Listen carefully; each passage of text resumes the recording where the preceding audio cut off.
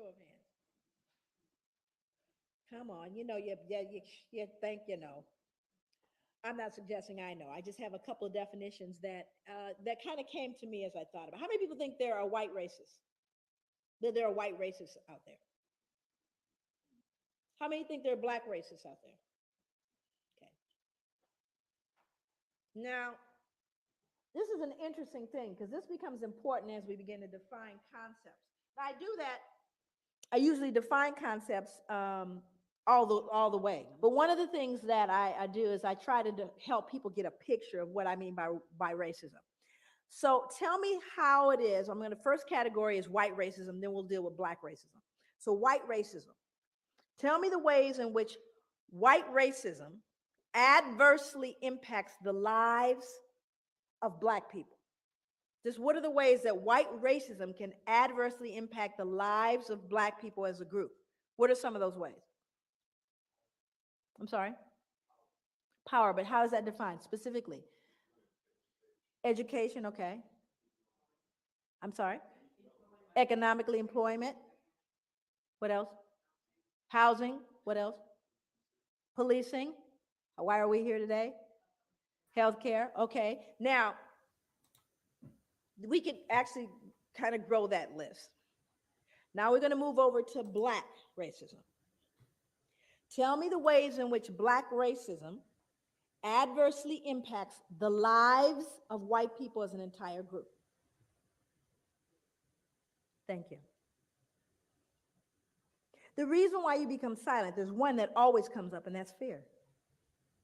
White people are afraid of black people. They are afraid of us. And it's a very interesting thing because black people know it. We know white people are afraid, but you have to start getting into the psychology. What are you afraid of? Why are you afraid? But it's an interesting dynamic. Now, also you see the difference in what racism is, do you not? Racism implies you have not just prejudice, but the power to do something with that prejudice. Now, welcome to this morning stream. I know it said you left shit out, but as you can see, we have my brother Nick. Y'all was up, so I said, fuck it. Let's do it. Yeah, decided to join. So we're going to make up for our missed Monday episode. Nick clearly needed a break after that awesome summit. So we're here now, the Nick and CJ show. What's up, Nick? How you doing? I remember we actually talked about, like, maybe we should do Nick and CJ more than once a week, man. So maybe we might have to start. So yes. I had to jump on. I hope you guys enjoyed the anti-imperialism. That was a lot of work, very stressful. Lots of putting together an event with people in multiple time zones that had different levels of relationships. So I'm like, oh shit, I can't make sure this dude's on this panel with this person. You know how it is, because CJ, you fucking organize these things. Nerve-wracking. Yeah. Anyway, we're back. RBN. I think this is a new era, man. We've 1 year in after the third party summit and anti-imperialist summit. It's gonna be great, man. Moving forward, it's gonna be great. So we got a lot to talk about today. Pass back to you. Yeah. So I'm gonna just pop up the graphic real quick. Oops, not that one. That was yesterday. Anyway, it's the I'm sorry, I put it right here. So of course the big news is Nina Turner lost last night, and then all the reaction, all the news that broke after that. So that's what we're gonna be getting into. I'll take that off now. So yeah, let's start with, I would say, would you say Jordan Sheraton has the most, he has the inside track, like he's the one, the journalist that's the most close to the campaign? Nick, would you say that? To the Nina campaign? Yes, I'm sorry. Yeah, I should have clarified that. Yeah. Nina campaign. He was there. I think it's a smart strategy to have like an independent media outlet. Yes. That follow you. I was always wondering, like, why don't people do that more often?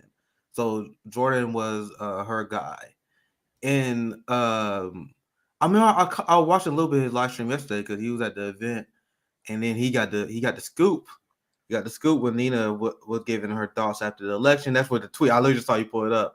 So yes.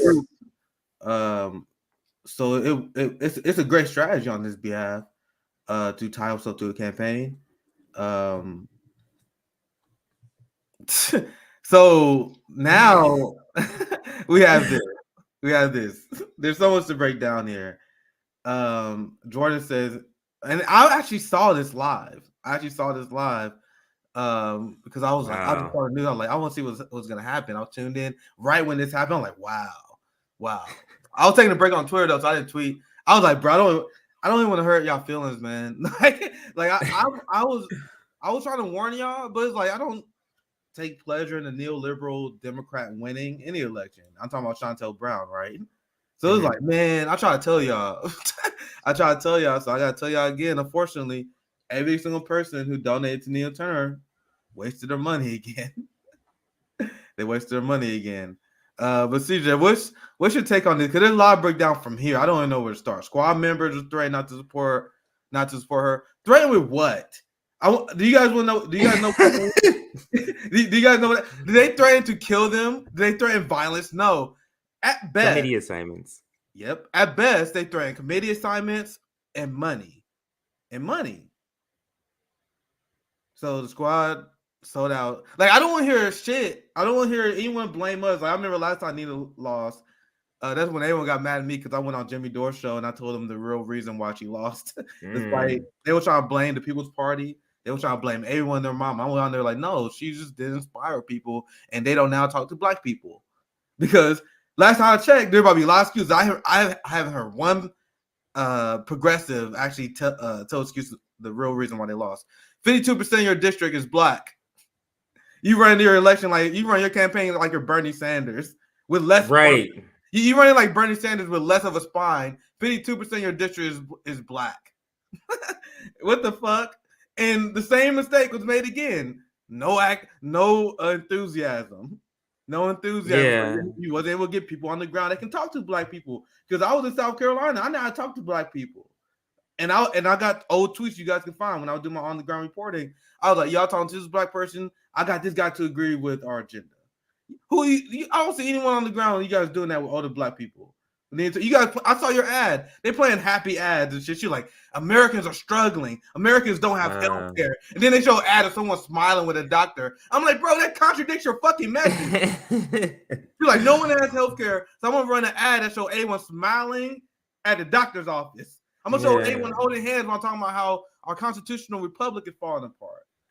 There's like no sense of urgency. Strategy. But go ahead, CJ. No sense of strategy is what I hear you describing. It was like it was no sense of urgency in a lot of her, her ads, just a regular, Democrat sort of ad. But let me read the full tweet. So this is Jordan saying, breaking in interview. We're gonna watch this, not all of it, but bits and pieces. But in interview with Status Quo just now, Nina said squad members were threatened not to support her. We're gonna dive into that. She will consider running as a independent for 2024, and would not say who she was referring to as progressive in name only or Pinos during speech. And we can get into like more, or actually, let me finish this here. It says we just wrapped our live stream, and we will try get the video turned around on Status Quo YouTube ASAP. And then there's a lot of reaction. We if we have time we'll get to that, but I did want to start with that before I bring up the video now, Nick, and we can just start rolling it from the end. So go ahead. Because I saw that on the title of the video, Cenk called out progressive. I don't know what he's talking about. We gotta see what he means there. But is that a clip of her saying that? Yeah, I think that's the part I saw. But she called out the progressives in name only. Once again, this goes to strategy, right? Because I remember when she was running, she sent out a tweet where she was like, "The GOP really doesn't want me to win." Motherfucker, it's not the GOP that's fighting you. Like, what is going on with you right now? So now she's calling people out by name. We were saying she should have been calling out the progressives from the start. Like, where you at? Why you guys? No, but go ahead. What you're pointing out, Nick, is the problem that we're saying about lefty media, when we call some people out on lefty media, it's the inability, once you say, oh, I'm joining the Democrats, it's the inability to critique these people in the manner that you critique them before you were running. Yep. Like that's the thing. And the thing is, Nick, this is what I said about Nina Turner. Nina Turner, 100% of her support stems from how she talks, in the manner and the way she speaks. That's why she got the title Dragon Slayer. It's the way she speaks. And then when she began to run as a Democrat, she was neutered in the way she spoke, which all of us was like, wait a minute here, you're not talking the same way, which kind of threw all of the people on the, I guess you can say, furthest left off. We were like, wait a minute, this is not good. Did you have sort of a similar reaction, or do you kind of recall what I'm talking about? Yeah, like why would you change what got people excited about you in the first place? Right? And people saw the changes in Rhetoric despite her denials. Jordan asked her about that, and she said, no, I was the same person. No, not really, because I remember the person who called out Hillary Clinton by name, right? And you're not calling out Joe Biden by name, the guy who still have kids in cages. You sold out Palestinians when you literally threw BDS under the bus. For what? So I'm asking you guys, strategy-wise, how does this make sense? You destroy left enthusiasm by throwing BDS under the bus, and then you try to win over moderates who hate your guts. They're literally doing end zone dances, dancing on Nina Turner's grave. Yes, and they are. People you try to win over. Nina Turner tried to win over AIPAC. Like, she wrote a letter to the largest Jewish publication in Ohio, pretty much licking the boots of Israel and AIPAC, saying, yeah, I believe in Israel's right to exist. I'm against BDS, boycott, divestment, sanctions movement. I believe Israel, but it was like a tongue bath. For what?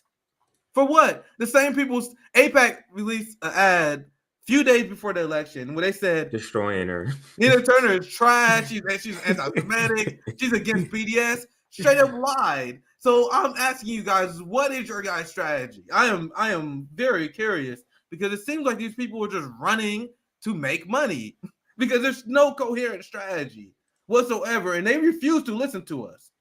They refuse. Like when we gave our critique of what happened last time, you want to know what the response to that was? She unfollowed me. Like, I told her on Jimmy Dore Show what you needed to do. Now, kind of explain to the audience that may not have seen that. Were you attacking her personally, or her strategy, or what happened? Like, what were you not attacking, but what were you critiquing? They making the same excuse now. They blaming dark money. Like, guys, you guys lost fucking 3 elections in a row, and that's me being very generous. That's me forgetting a lot. That's me putting aside a lot of other elections here, right? So, in Bernie Sanders' race and Super Tuesday, how did Bernie lose? Think about it, guys. Bernie lost because the centrist corporate Democrats coalesced behind their opponent the last few days before the election, which gives the centrist candidate a ton of momentum and gives you a very limited amount of time to counteract that. That will happen before Super Tuesday, where they all coalesce behind Joe Biden. So that's step 1. Step 2, flood the market with dark money, flood the money with ads, not during the lead up to the election. You can have a little bit there, but the last few days, the last week, ramp it up. Centrist endorsement, ramp up the negative ads. You can lie, you can cheat, and you can steal. You can have AIPAC lie, cheat, and steal for you. This is their strategy. They did that to Bernie and Super Tuesday, and he got washed. Then they did it to Nina Turner the first time. And then I went on Jimmy Dore's show, and then we did a live stream, and I asked him, and I can find the old video clip. I remember they clipped it. They're like, look at Nick, look what he said. I'm like, I was fucking right. I was like, okay, if you're blaming the dark money, you're saying the dark money is the reason why Nina Turner is losing. Look at the old stream.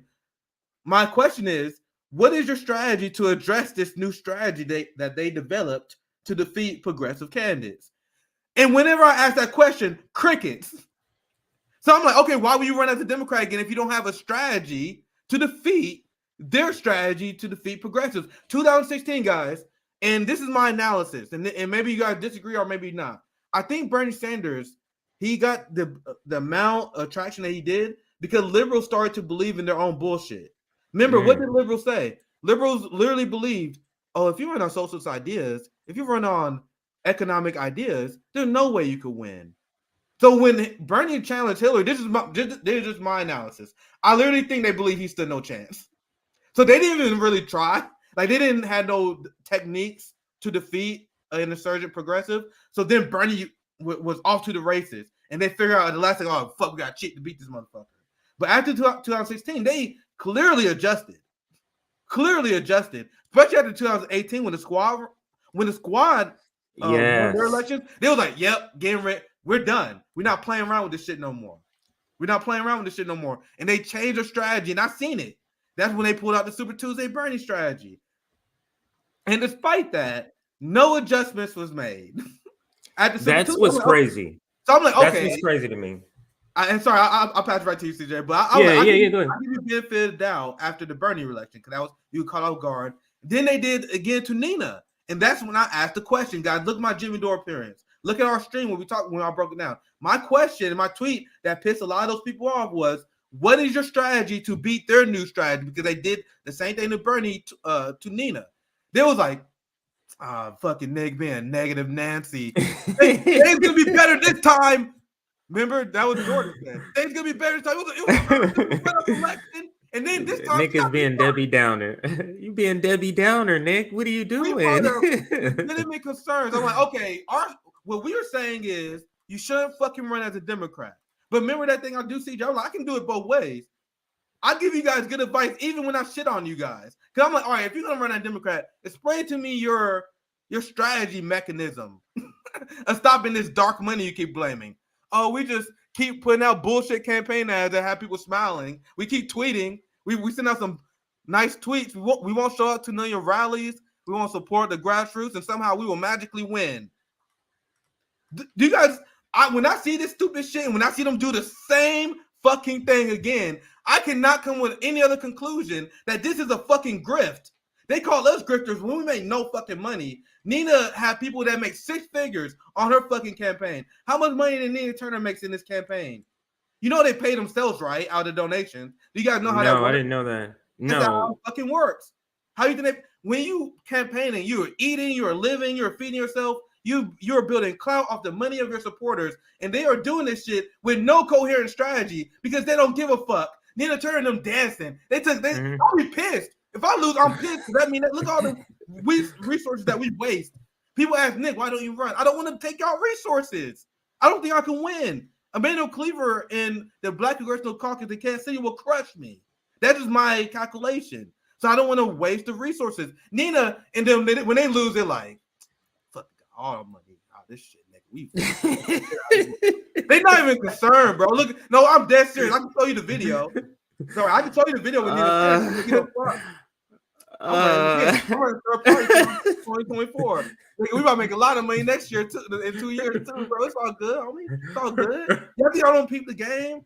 Yeah, I'm done. Like, we are tired of this shit. Like, Jordan's right. This. He got a big contract. He's doing great off of this shit. We're not. Off camera, before we started, just to piggyback off what you're saying now, I said that there's no way that there's a 70-30 split. I said what you're seeing is a depressed left not come out for Nina Turner. That's what you saw. You're not going to go from a razor thin 4,000 vote margin to being literally blown out, massacred, 70-30 split from the beginning. It wasn't like, oh, it was close and then it just blew up. It was 70-30. It was 70-30 from the beginning. You guys think I'm being too harsh on Nina Turner? Look at this shit. We're gonna be all right. We made our fucking money, nigga. We made our money. Look at this shit. I can't believe they posted this after they lost. Be all right. We gonna be all right. We gonna be all right. Who's gonna be all right? Who the fuck are you talking to? This is some bourgeoisie bullshit. We gonna be all right. We gonna be all right. We gonna be all right. We gonna be all right. because we made our fucking money. They posted that shit with a serious face.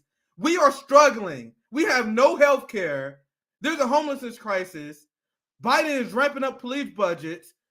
We got insane wars popping up. But Nina's like, we're going to be all right.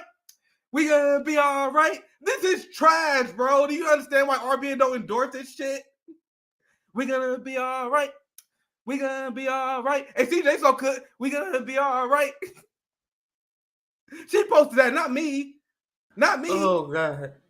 Oh man, that shit. I didn't see that. That's why. That's the first time I'm seeing that shit. And then I you thought that mimicking was- that shit. I'm like, bro, Oh they my are God, that laughing shit at us is in our hilarious right there. yeah, Jay said this is SNL. This is like that's a joke. Like that video that like I don't know what she was thinking. I don't know what the progressives what they were thinking when they post this shit. But when you understand when working class people who have we have the state and capitalism boot on our neck. But We gon' be all right. We gon' be all right. We gon' be all right. Bring it down for me. We gon' be. break it down for me. Break it down for me. We made a lot of money on this election. We're gonna be all right. Hey Jordan, you got the breaking points contract, bro. You're gonna be all right. Oh man, you can't. This is too. I did not. It's so see stupid, man. They be laughing at us right in my face, man. I'm like, God damn it. Oh, Now you guys know why Lord. she'll follow me because I'm not gonna be okay with this shit, man. Oh Go ahead, man. CJ. Let me just pop up, just so I can catch my breath. Pop up Cenk's tweet here. It says, "For all the progressives." Now, I guess the question is, maybe in the thread he explains this, but let me start this out. Well, I guess the question is which progressives are he saying? Like the elected progressives, like the squad in the progressive caucus, or is he saying like the people who I'm saying like the depressed people who the vote was depressed on the left? So the question he's posing is for all the progressives who left Nina Turner on the battlefield alone, do you feel proud? Do you think you were politically savvy? Do you think the establishment likes you now? Good luck with your new friends in DC. I feel like he's more talking to leftist media, or how do you, and the reason is this part here, do you feel like you're politically savvy? Like, why would you be asking that to a voter who didn't come out? You know what I mean? That's why, that's how kind of like the take I get, but how do you read this tweet? I think he's blaming like the squad. The reason I think he's blaming the squad because he said, "Do you That's think true. the establishment likes you now?" So like he knows we don't think that. That's true. Right. So but I can also see it both ways. I can see him doing that as a way to like the first part. I can see that as a kind of side shift to like the people who deem his enemies, the people who don't support Nina. So I honestly can read it both ways, but I see that this is more. No, I think you're right. I think squad. you're right. Like Pramila, maybe in particular, maybe AOC, because an endorsement 12 hours before the election is a no endorsement. Let's get that serious. So we need to stop saying she gave her an endorsement. One, I checked the tweets. Was no tweets. Like coming out and saying I'm fundraising it for her. That ain't. I mean, come on. An endorsement is to come out and show your face and say I'm saying this person. That's an endorsement. This was a non-endorsement so that we don't have the ability to say you didn't endorse her. Now she can say, yes, I did. Look, He's so dumb. technically. Too. Yeah, that's what she wants. So wait, no, I agree. Because good luck with your new friends in Washington. That's what he's saying, I guess. And it's doesn't so look like a dumb continuation. because their ideal. The AOC fans was like, well, AOC don't want to endorse Nina Turner because she don't want to like cause a negative headline. Like if Nina loses, they don't want to make themselves look bad if they endorse someone and they lose. But they are already doing that. Let me see if I can find it. But they already run a story because AOC did this half endorsement. Once again, I am highlighting to you guys how horrific these people's strategy is, right? So what you should have did, you should have been out there from the very beginning, tweeting about this shit every day to your 12 million followers And like CJ just said, AOC came out last thing with a tepid endorsement just so she couldn't be criticized. That's clearly what it was. That's clearly what it was, right? So then that gave no time to build momentum, hype, and excitement, spread awareness to for a lot of people who follow AOC who may not be following Nina's election. And she did that so she wouldn't like get her name in the race. I don't understand it. I'm trying, like, I'll try to see what their point of view is. That's what it is. They don't want to piss off the establishment, but you still do it, but you do it in a half-hearted way. But look, this is still the headline they're running with, guys. Look at this. AOC back Nina Turner loses Ohio. So your strategy of not making yourself look bad, it still failed because you still did this half-hearted endorsement. And these people are not going to be honest. They're going to be like, they don't care that you helped voted in favor of the Progressive Caucus endorsing Chantel Brown on Nina Turner. They don't care about that. They was gonna run whatever headline hurt the most. And it seems like these people are so stupid, they don't even realize that. So this headline is what they were trying to prevent by coming out hard for Nina Turner. But they still write it anyway because you gave a half-ass endorsement that didn't do anything because it was so late. You guys see how unbelievably incompetent these people are? Right. That's the strategy they're telling us. Nick, this is the strategy. You know, when they say, you remember that video where Nina Turner was like, have you ever heard of strategy? This is it, Nick. This is it. You gonna be all right. You gonna be all right. Yeah. Oh, somebody just posted that just because you said that. They tagged this too. Somebody just posted that on Twitter. That video and put that title. They put that in there, man. Just because you said that shit. Yo, can we address this too, man? Who was that? I can't see it. I like Jordan. Jordan. Yeah. I actually like Jordan. He was the first person to ever platform. I don't know if you guys realize that back when I was on the campaign trail, I was on Status Quo. First dude to ever platform. I like Jordan. So we still mutual. I like the dude. But man, can you apologize for JB? Because it's like, bro, he trying to come at JB, our boy. So you guys don't keep asking questions like, why RBN keep coming out to Jordan? We have a point to prove. This is what JB said. He tried to get JB ratio denied, by the way. Despite the fact he had way more followers. So let's do a comparison. JB, 32,000 followers, killing the game. Jordan, still ratio denied.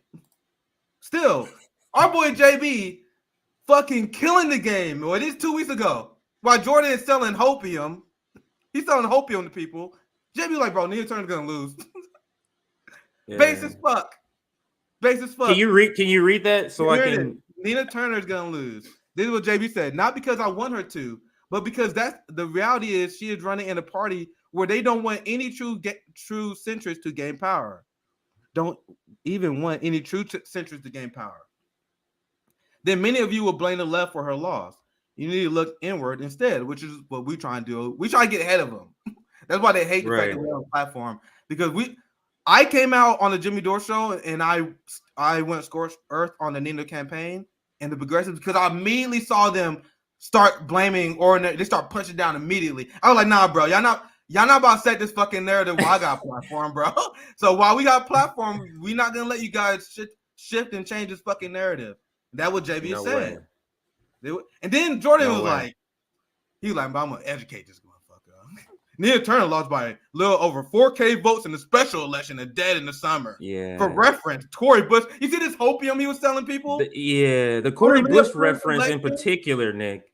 The Cory Book reference in particular, Nick, goes to what I said earlier about she changed the way she talked, because you're bringing up analogies or comparisons to say, look what Cory Bush did, but Cory Bush's speech was still the same.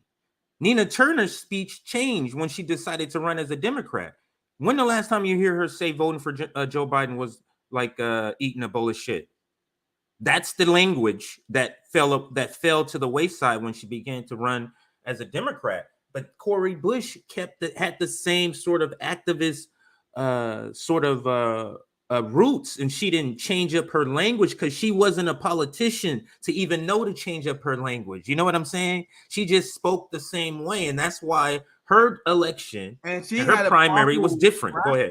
She had a powerful grassroots in Missouri. Yes. Yeah. Even though AOC didn't endorse her, she still won. So I don't want none of the bullshit.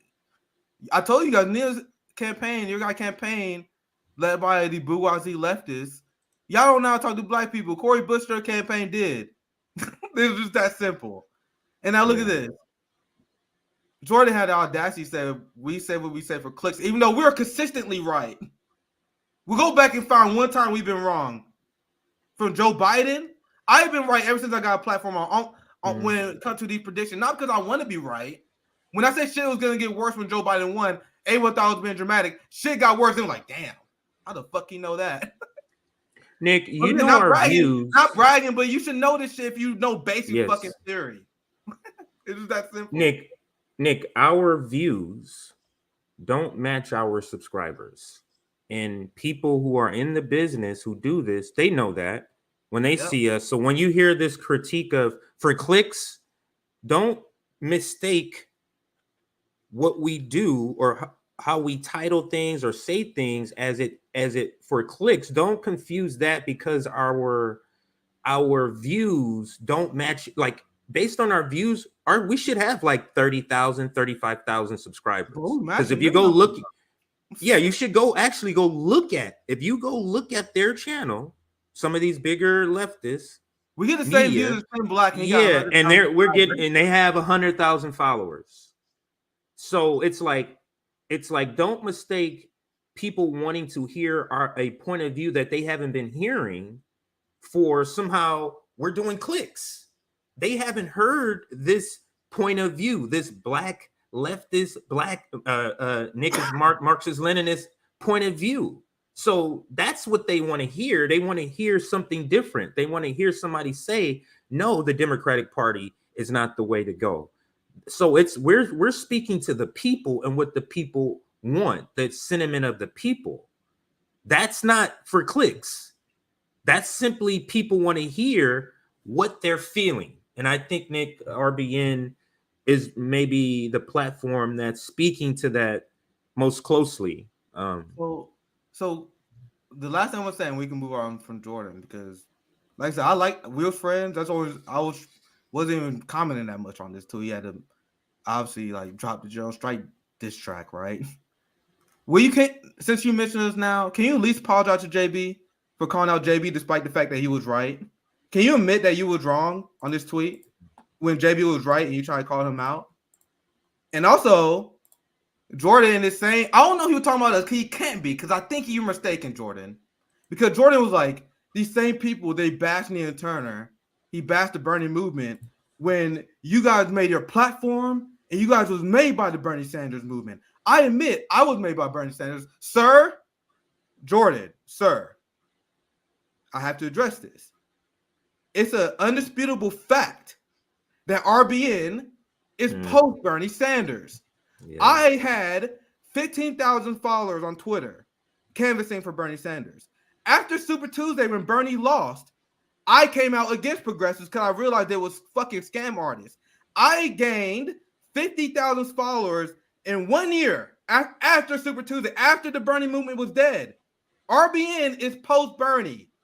You guys are upset because we are able to capture the movement, the energy of the post Bernie Sanders left, while you guys are still following the same grift. That's what it is. The funny thing is, he said we say what we said before clicks. Meanwhile, you got the Breaking Points campaign contract covering a campaign that was a waste of fucking time. We told you that this campaign was a waste of time and resources for the left. Nina Turner got destroyed even worse this time. You wasted time for your supporters, but you got a Breaking Points contract. So you are good. Everything's going to be all right for you, Jordan. I want you guys to understand that's his game. And I kept my shit. I literally kept my shit out of this for a long time until he had to come out with a Jones Strike Summit diss track.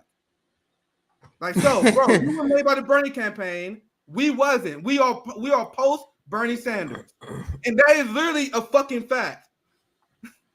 So that's the last thing I'm going to say on him.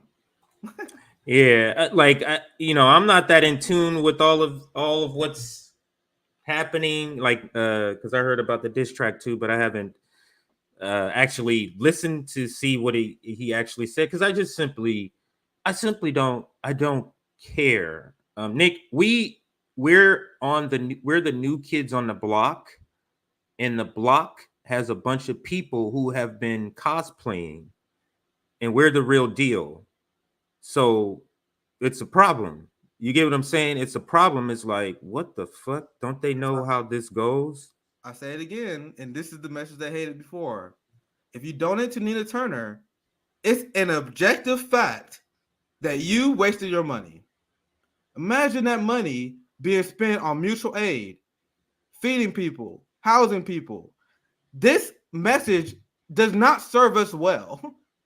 You know how much more money we would give you? Like, oh, just donate to RBN. We'd be good. We tell you guys, don't donate to politicians, donate to fucking mutual aid. This shit is not convenient for their business strategy. We out here telling people like, yo, these people are full of shit, pushing their election shit, and they can't stand it. They can't stand it that way it is. But we gotta keep on doing what we do. Right? I'm just pulling up some headlines just so we can see what the headlines are. So Chantel like, Brown. Guys, where the money going? Like, if you a single, and this is the point they never addressed, because he also was like, "Well, you got strategy." We how many times do we have to outline this shit on our live streams? My strategy is very simple, and it's something that's easily relatable. If you are a working class person, and now I can tie this shit to everyday work, to everyday experience, because I am a working class person, right? And if you have a limited budget, which the left has, we are not corporate Democrats. We are not the Tea Party that says they're anti-establishment, but they take corporate money. Right. We are not MAGA. We have to move differently than other political movements. Why can't these people fucking understand that? They have unlimited money to waste on a stupid electoral bullshit. We have to be wise. We have to be smart, and we have to be intelligent with how we move as a movement. That was clear to me after I realized, shit, imagine $100 million plus that we spent on the Bernie movement going to workers in our campaigns, fighting for liberation, justice, mutual aid, housing. No, it's 270 million. I remember the article. I did a stream on it. 270 million that went to all the progressive. If you put them all together, 270 million. Just imagine that. 270 million can prop up us a general strike, a beginning. Like, hey, everybody off work. Here's your pension. Here's your money.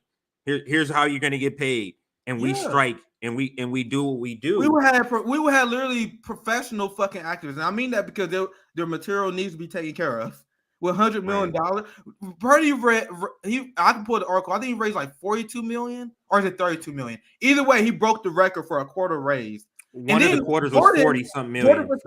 He says the quiet part out loud. He says, "Well, we all benefit from the movement." No, motherfucker, we oppose Bernie. You just admit that you want to keep the shit going because you think when we look at all this money, $100 million for Bernie, do you guys think that Jordan for Status Quo, that Cal Kalinske, that David Pacman, David Doe, Mike Figure, you guys think they didn't get a fucking giant windfall of that? And they will openly admit their career was made on this shit. Then they will come on camera with a serious fucking face and trying to convince y'all to go along with this shit because they know it addresses their material conditions, but it does not address ours. Right. Quote unquote, why they'll never debate me, even though I keep asking. Well, you're pointing out the reason, and I'm going to start adding this. You're pointing out the reason why I'm going to phrase it this way. You're pointing out the reason why the Western left is weak is because the people who are leading the masses, like these people, make decisions and give advice to their audience based on their material needs improving. You understand? Why do you think we need education? Why do you think we're still on the education phase? Why do you think we need a General Strike Summit, Jordan? We are a joke, and I've known this more ever since we're now international. We got people that are watching from Mexico, South America. We got African, we got Eastern Asian. We got so many people around the world that follows us. People in China. Dr. Kareem Bates found us, even though he's in Hong Kong. Yeah. Like, and I know by conversing with other leftists who follow actual real socialism, like Marxism, they don't do, I'm a social democrat. They don't do none of that bullshit. The people who actually read the theory, people who are actually revolutionary disciplined, they look at the United States and like, you guys are fucking jokes. Are you serious? You motherfuckers not general striking? You guys are still voting for Democrats. They look at us like we are fucking jokes. And Jordan's just more than happy to go along with it. Our U.S. left is more than happy to go along with this. So that's why we have to do our summits, you dum-dums. We have to do third-party summits. So you guys get out of the two-party duopoly. We have to do anti-imperialist summit because half the fucking U.S. left are fucking imperialists. The Squad, the Progressives, Bernie Sanders. These people are imperialists, so we have to do anti-imperialist summits. No one was talking about general strike, so we had to do a general strike summit. The U.S. left is so behind. We have to do fucking education. Right. With our That's with tour for the poor, with what everything else RBN is doing. Right. This is so that Jordan and them don't even realize Ryan Grimm, now that I'm dropping names, he had it. I will never forget this shit. He had a debate with Frank Analysis. And then they were talking about mutual aid versus electoral policies. And Ryan Grimm was like, why is a mutual aid would be even important? He didn't even know what mutual aid was, bro. And he's the fucking chief fucking correspondent for The Intercept, like the head fucking guy. He don't even know what mutual aid is. Frank exposed that. And he was like, mutual aid is just charity. We explained multiple times the difference between mutual aid and charity on this stream. He doesn't know that. And those are the people. He's a person that leftists like you and I used to watch. And he's That's still what I'm saying. This is what I'm saying. This is what I'm saying. Somebody who has no clue about mutual aid is speaking to poor people and working class people. How are they going to get out of that? How are they going to get? How is he going to give correct advice to those people? How? This is what we're saying when we say these movements, the main voices has to be the most marginalized. It has to be Black, indigenous voices, trans voices. These are the people who have to be at the forefront, because you know why? They're not going to leave their group behind. But somebody who just here for money, they'll leave groups behind. That's why. That's the reason you get these people. Because, and another reason is, if the people at the bottom of the totem pole is lifted, guess we all are lifted. We're all lifted. But let me just shout this out. Join our mailing list. Join our mailing list so that you can get notifications. People aren't getting notifications from our videos. On Nick, on one of my other accounts, I think it was Sabby was streaming. No, not Sabby. Somebody was streaming. I went to look for the video on my other account. You're live, right? It should be the first video. Do you know I had to scroll down like 10 videos to see? The other videos weren't even live. The live video was 10 videos down, and the other ones weren't even live. And so that's what's happening on here. So please like the video, subscribe. Welcome to our community. We have conservatives, we have leftists, we have international, we have all different ages, evenly matched. If you look at our statistics, it's literally like nothing is above 20% each age group. Everything is right at the 20% mark. So I know who y'all are. Every time we say that, we like, yeah, I'm a boomer. I love this. You guys know who you are, because we try to appeal to, like, I remember Breaking Points, they even said it like, yeah, most of our audience are young, right? Like, nah, that shit is evenly split among us, because we got an attitude that if you're a worker, if you're a leftist, whether you're old or young, you can at least vibe to this shit, right? And not like just people watching us because we play video games like some other streamers, like, right? Anyway, go ahead, CJ. Yeah, but yeah, no, just shouting out, join our mailing list, just subscribe to here, Substack. We're gonna start writing op-eds too, probably gonna take a couple of months. We're trying to get some other things off the ground, like our Rumble and our Odyssey first, and then we'll start writing some op-eds and just expanding RBN. But let's finally get to the interview and start to break this down. Let's get started. It's gonna be a lot to cover here, so let's get started. Going into it, a lot stronger ground game. What do you think happened tonight? What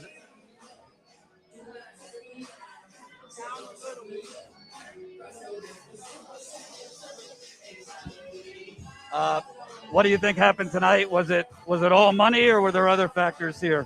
Oh no, it was all money. Almost $3 million coming in the last 2 weeks. They know that we were winning this race.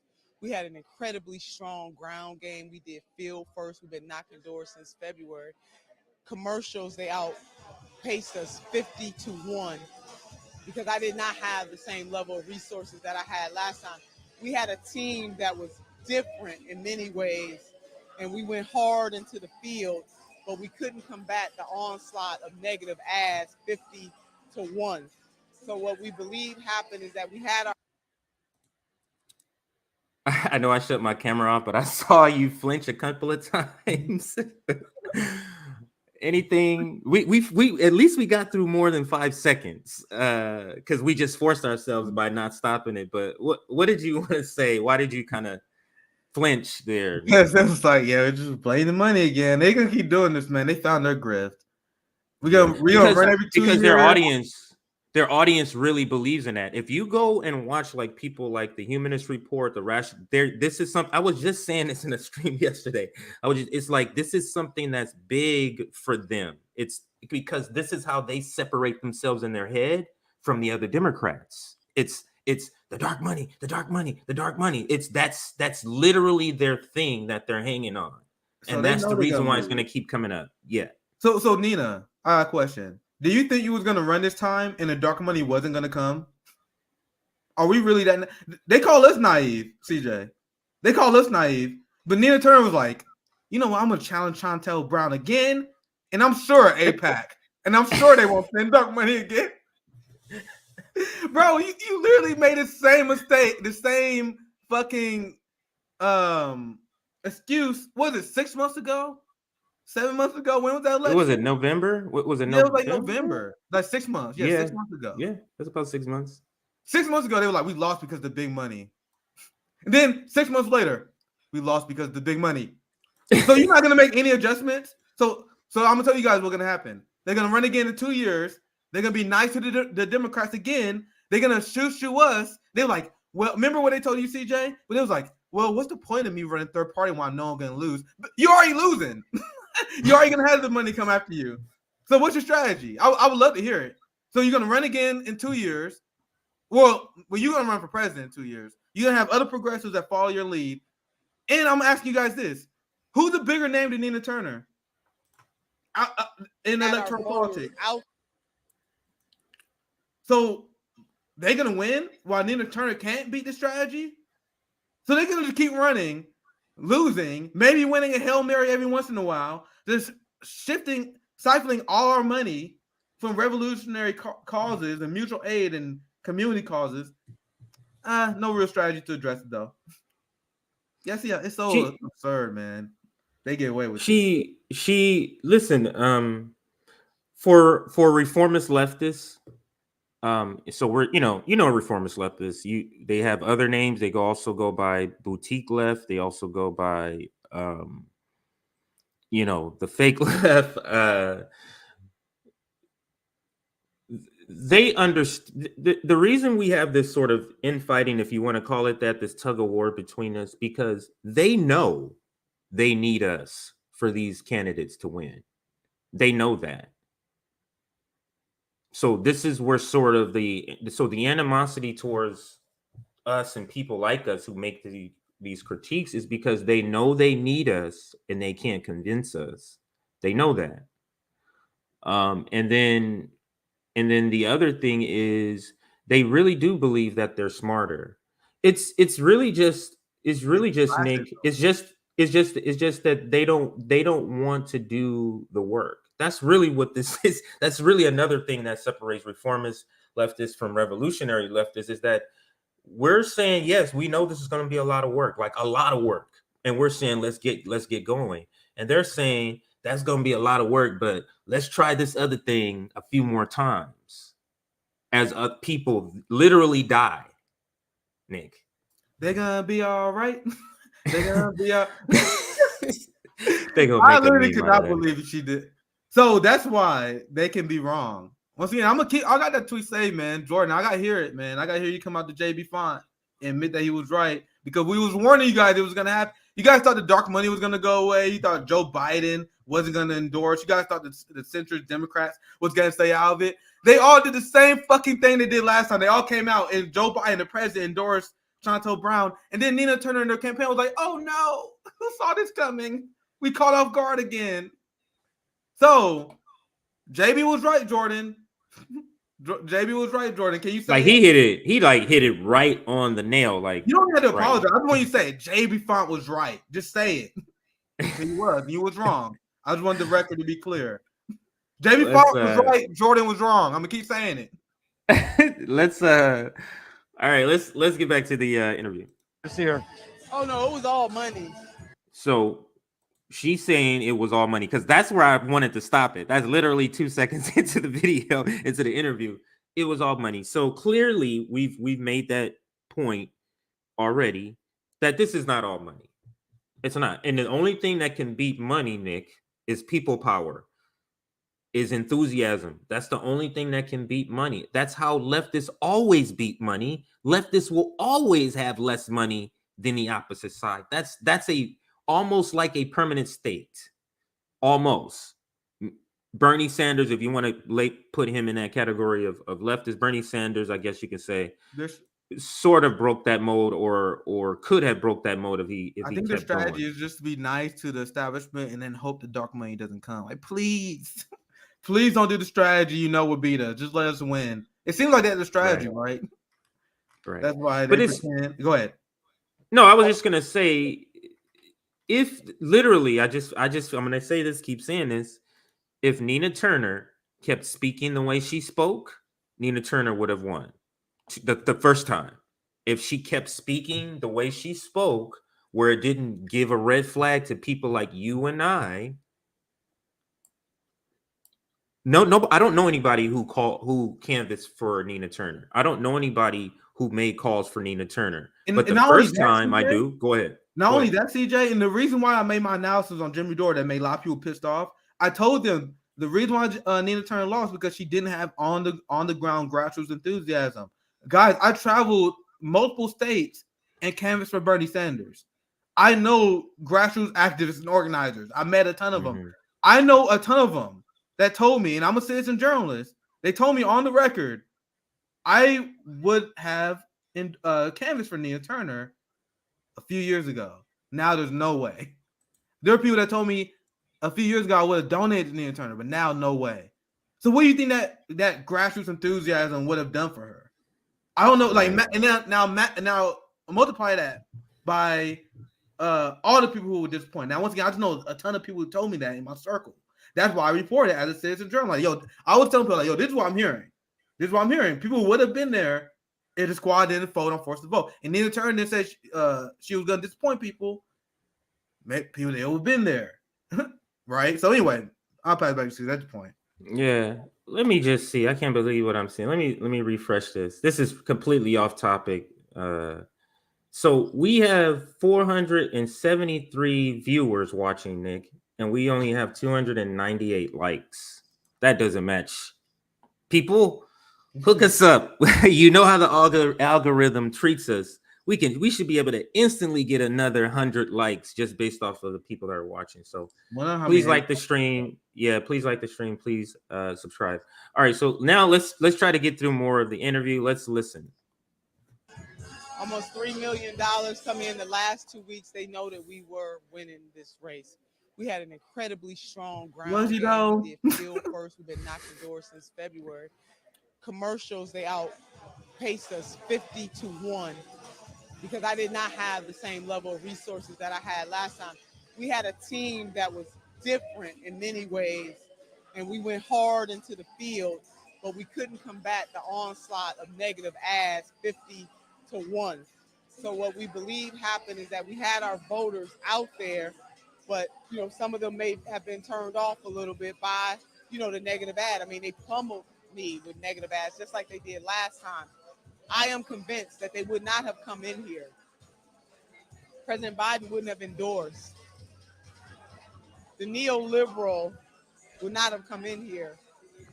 They knew that we were winning this race, and they called in a 911. Biden didn't only endorsed one other candidate other than Chantel Brown. No follow-up question, no challenging question. Pause it real quick, CJ. Pause it real quick. I'm sorry. Pause it real quick. No follow-up question to that whatsoever. Like, that's bullshit. Nina Turner, and the thing is, Nina Turner raised a lot of money. Like, people were pretending that like she was handicapped. I'm gonna see if I can find it because our friend from the Convo Couch, Fiorella, I think I liked or retweeted. So let me see if I can find it. She actually posted the numbers of the money that was spent Here it is. 1 second. 1 second. I'll show it to you guys. Well, if I can find it. The point is, she spent a lot of money. Like it's not like she was like completely handicapped. She had a lot of on-hand cash that she spent, and like Jordan was saying, they had time to prepare. And Jordan's excuse, and the reason why he clapped at JB, because he said, unlike the special election where it was kind of like last second, oh my God, we don't got a lot of time. She had a prepared campaign with an established ground game with money, and then she's still like, oh man, just the dark money. No, something's not adding up here. Something's not adding up here. Maybe yeah, like, they don't want to. You drop reparations even though you're running in a 52% black district. You got, and that's another point I mentioned earlier. No one will talk about this because they're not black, so they can't make this analysis. I talked to the most conservative black people in this country, guys. I swear to God, I got videos. Jordan interviewed me while I was there, so he can confirm. South Carolina had the most conservative black people when I was getting them to agree to a progressive agenda. You guys are running completely without considering who you're basing. You're running like you some sort of fucking Hillary Clinton Democrat. You win over Pete Buttigieg supporters and shit. You need to speak to black people who are not voting in your fucking district to win. You're the fucking Lloyd Austin black liberal. You are not winning over. You need to get those black people in your district that do not show up. Give them a reason to show up by any means necessary. And you guys playing this boutique politics is not doing that. That was my criticism. They didn't learn anything from that criticism. And you see what happened. They back to blame big money instead of looking at the internal effects of their campaign, the internal messaging, what you guys could have done differently. And Jordan, without any sort of pushback, not bringing up the fact that, if you guys wondering what he should have asked. Well, I understand you're saying you lost because of the big money, right? So they spent a lot of big money last time. Why wasn't there any adjustments made since they did the same thing last time? No, that's a simple follow. They're not even as radical as me, right? That's a courteous follow-up. It's very nice. It's polite to say they did the same thing last time. Why wasn't there any adjustments made? Why would you guys prepare for the establishment? Because that's a question you ask. That's not a question you ask when you want to remain in good graces of a person you're speaking to. That's not a question. You don't get that breaking point contract by asking those follow-up questions. But go ahead. I mean, Crystal Ball clearly said it. She put her biases on the table. She said, my bias on the table. I love Nina Turner. She's a very close friend of mine. I love her, and I want her to win, and all this stuff. So here's the receipt I was looking for. Real quick. Yeah, you can take that down. Yeah, you can take that down. Just real quick. So I know there's dark money that come in that through ads, but the reason I'm pulling this up is you guys realize that most like house candidates, like especially progressives, are not going to have this kind of fucking money. So my question for people who believe in taking over the Democratic Party, like if Nina can't do it, who's going to do it? Like isn't she like she's like probably the most popular non-elected progressive figure that's allowable by Washington? Like who's more popular besides Brianna? I don't see anybody, Nick. I'm just really trying to think. Remember Cenk Uygur ran and got less than 5%? Yeah. He's a pretty well-known name. So my question, and this is what RBN is posing for you people who got this stupid strategy of taking over the Democratic Party. If Nina can't do it with all this money, who's going to do it? And then not only do you need someone who's better than Nina, with more money than Nina, you need to replicate that strategy in multiple districts. Do you guys see how stupid the strategy is? Somehow you're going to find like it's not winnable. You're not going to win with this. This is not a successful strategy. This is a strategy for careerists. Yeah. Sorry, CJ. Let me just say this. Even if you do get gains, at what cost? Look how much money you're spending. Look how much time you guys are getting for incrementalism. For very, very small gains, if you get any. It's so dumb. But sorry, CJ, I interrupted you. I want to go ahead. No, that interrupted me for a good reason, because that was a great that's a great point. Like all of this to get what? To get a $1,400 check once? Like that's what we're doing? To get a watered down version of some legislation, like to get the Iron Dome, to get progressives to vote for iron. Like what exactly are we winning here? What exactly is the strategy here? But let's try to get through some more of this video, because I do want to get to the part where she speaks about running again, or she's throwing in windows. Go ahead, in the windows. the freedom fighting movement, we got to take the gloves all the way off. Let's talk about the gloves all the way off. You mentioned Pinos, P-I-N-O, progressives and names only. Let's keep it real. The squad did not come in here for you. AOC came in 5 minutes before. They had their reasons. We can't endorse an incumbent. Who are the Pinos? And did the squad and the broader progressive movement let you down? This is where she should have said, yes, the squad did let us down, because if I'm a progressive and I'm coming to try to join and make their team stronger in Washington, so it would have absolutely helped if they came out to support, if they came out on the ground. It would have absolutely helped. So that should be the answer. But let's listen to see what Nina actually says here. I don't want to get into the squad. Okay, some of those women are my friends. Some people were threatened. Didn't she just say she wants to take the gloves off? But I can't get into that because those are my friends. Threatened. By who? And, I don't want to get into the threats, but they were threatened. So, look, I want to lead them to the side. I will say that the Congressional Progressive Caucus was wrong. They were wrong. And I was really glad to see Congresswoman Jayapal in the Punch Bowl article kind of allude to they need to change the way that they. Where's the critique of Jayapal? Where's that critique, Nina?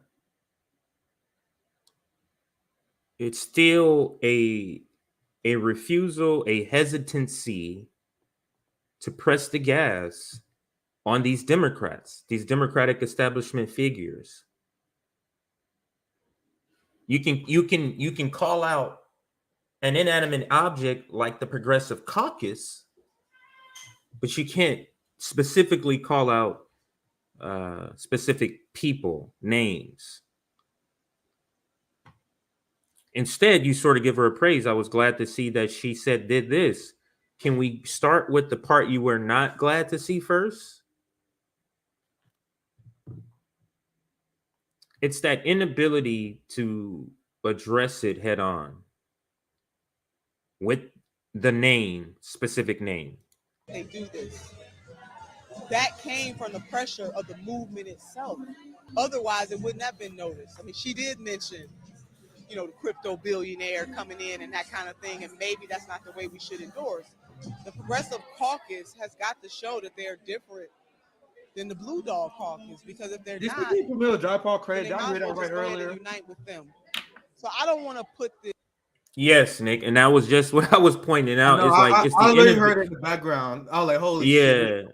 It's the inability to it's she can call out the Progressive Caucus an inanimate abstract name, but then when it gets to the specific people, I don't want to get into that, or she doesn't want to critique, but she gives her saying, yeah, and I give credit to, or I don't know if she said credit, but she said, but I do saw Pramila Jayapal saying that there needs to be a different way. Why would you even say that? Why would you? That's her still trying to hedge and be. That's her saying, Pramila, notice me, senpai, please. Pramila, please. Like that's. I swear to God, I know, guys. Trust me. There is no reason for Nina Turner to give Pramila Jayapal any props, even the most shit liberty, or even the biggest progressive shit libs I know, was dragging Pramila Jayapal for her betraying Nina Turner. But Nina Turner is such a careerist. She's still hedging, and she said something nice about Pramila. She might be endorsed next time. That is so pathetic. That's like you already lost. You can and Nick. Yeah. She prefaced this interview. She said in the beginning, the gloves are off. This is not gloves off. Gloves is off is naming names. That's gloves off, Nina. Let's continue. Focus. Because the things that this movement is fighting for, Jordan, are beautiful for all people. But we need more discipline, and we can't play games. And so I am committed to going all across this country and making sure that we get that message. And for those in the wealthier class that do support this movement, who do know that something is wrong with the system. We need them to bring it on in here in terms of making investments so that this kind of stuff doesn't happen again. I said that last year, right? She's like- still my thinking God. that the strategy is just to simply have more money. She's still that's such a democratic strategy though, just to make sure we have more money because the policies doesn't matter. Like That's so funny. that part. Go ahead. Sorry, see, I was just reacting. That's so crazy. Like she, remember I told you guys like they just trying to get that bag. She pretty much was like, "Yo, don't worry. Next time, all you guys are more wealthy. Please just give us more money. Trust us, we got us. We got it this time. We raised a shit ton of money this last election, the election before this. But come on, man, just give me more money. I promise you, we good for it, bro. That's it. We're good for it. Right. I just don't think that's the crazy. strategy. I That's just so don't think that crazy. should be the strategy. That we just need to make sure we have the same money. I don't think that should be the strategy. You have to inspire people, and you have to inspire people by the way you speak and what you're talking about. It happened again because they fear me. I mean, it's obvious. I mean, it is obvious. It's crystal clear. This black woman from Cleveland. This is a waste of $3 time and words because who are they? Like, whenever you say shit like this, it really, and then you know the funny thing is it backfires too because you guys know me, I like to see what my enemies say. Like, you know, liberals like the Hillary Clinton fans, they hate Nina Turner with passion. So like she actually looks worse by sounding vague like this. And I'll give you an example because I've seen liberals though saying, "Yo, Nina Turner sounds like a crazy conspiracy theory." She's saying they didn't want me. Well, who are they, Nina? Even they was mocking her. It's like, what are you talking? Then there were some APAC people. They was like, that's her anti-Semitism. She's coming out in the Jewish community because she mad the Jewish community came out. So you being vague actually is a bad strategy because now your enemy can take that any way they want it to. I saw APAC people already saying that Nina Turner, when she said dark money, she's talking about the Jews. She's talking about Israel, and that's an anti-Semitic trope. So, but instead of being vague, why not say Joe Biden didn't want me to win? Because Joe Biden endorsed Chantel Brown. Right. Joe Biden want to expand the police state. Joe Biden is not giving you health care. Joe Biden don't want to expand the minimum wage. He don't want to cancel your student debt. This is why he didn't want me to win. If you say that, how are the liberal media going to twist your language? They can't. They were like, well, Chantel Brown said Joe Biden doesn't want her to win because he doesn't want to cancel student debt. And Chris, oh shit, damn. Like they wouldn't even want to repeat that because they wouldn't want that truth to get out there. But I'm promise you guys, look at the shit little Twitter accounts. They are dragging Nina to death over this post interview because she sounds. I didn't see that. I didn't even know that. That's. I'll find some while we watch the video. I can probably find some so quick. I found so many. Like, so they saying that she sounds like a crazy conspiracy theorist because look at what she said. She's like, they didn't want me to win. Dark money. Like, she's being very vague because she don't want to call people out by name. But I'm telling you guys, this strategy of theirs wouldn't work if Nina Turner wasn't spineless and she was calling people out by name. And she said Joe Biden didn't want me to win. He endorsed against me because he went against his campaign promises that he know I will fight for. Right. That's a good fucking message. But she's not doing that. She's purposely being vague. And then even if you're not a leftist like us, people looking at her like, oh, you're like a spoiled loser. Like there's no facts being spoken. You know, you're not dropping facts. You're not saying names. Like this vague strategy is not working as good as you think it is. There's a reason why she's getting clowned for this shit right now. But sorry, go ahead, CJ. I'll play it in. Yeah, if you can find any. But listen to if you can find more language. Listen to her language after I said it now. I'm sorry I stopped. I'm gonna let it play a little bit longer. But now that I broke that down, listen to what she's saying and realize that it's actually ineffective. Even look, I told you, CJ, we can do it both ways. Even either way, at your strategy, it's dumb what you're doing. But go ahead. Yeah, and I love doing that. I love doing the both ways. Like what we can go with what you're saying, or we can go with what I'm saying. Like either way, we could do this. Either way, I can give it to you. Either way, so love that. 2 weeks left in the campaign, and everybody and their mamas and their mama came up in here. But it's okay when I tell you that my resolve. So no, I'm not even gonna say that. My resolve is strong. Am I dreaming, or did you just announce a run for president? Well, I said 2024, here we come. 2024. Here we come. Is did you hear that as a presidential announcement before? Because you said you watched it live. She keeping it. I saw that. I saw that live too. I saw that live. And I'll just see it as her keeping her options open. She want to keep the donation window open. Like, you don't want to shut that window down. Man. That's a great opportunity for you and your team. We already explained what this is now, and until proven otherwise, I come to the conclusion just looking at their moves that they're making. It just doesn't make sense. So it's great for her and her team. It's a great opportunity. It'll be fun. She get to travel the country, eat good food, get media attention. It's good for them. So we see if she actually will run third party. Maybe she's doing that to hedge her bets. I don't know. We see.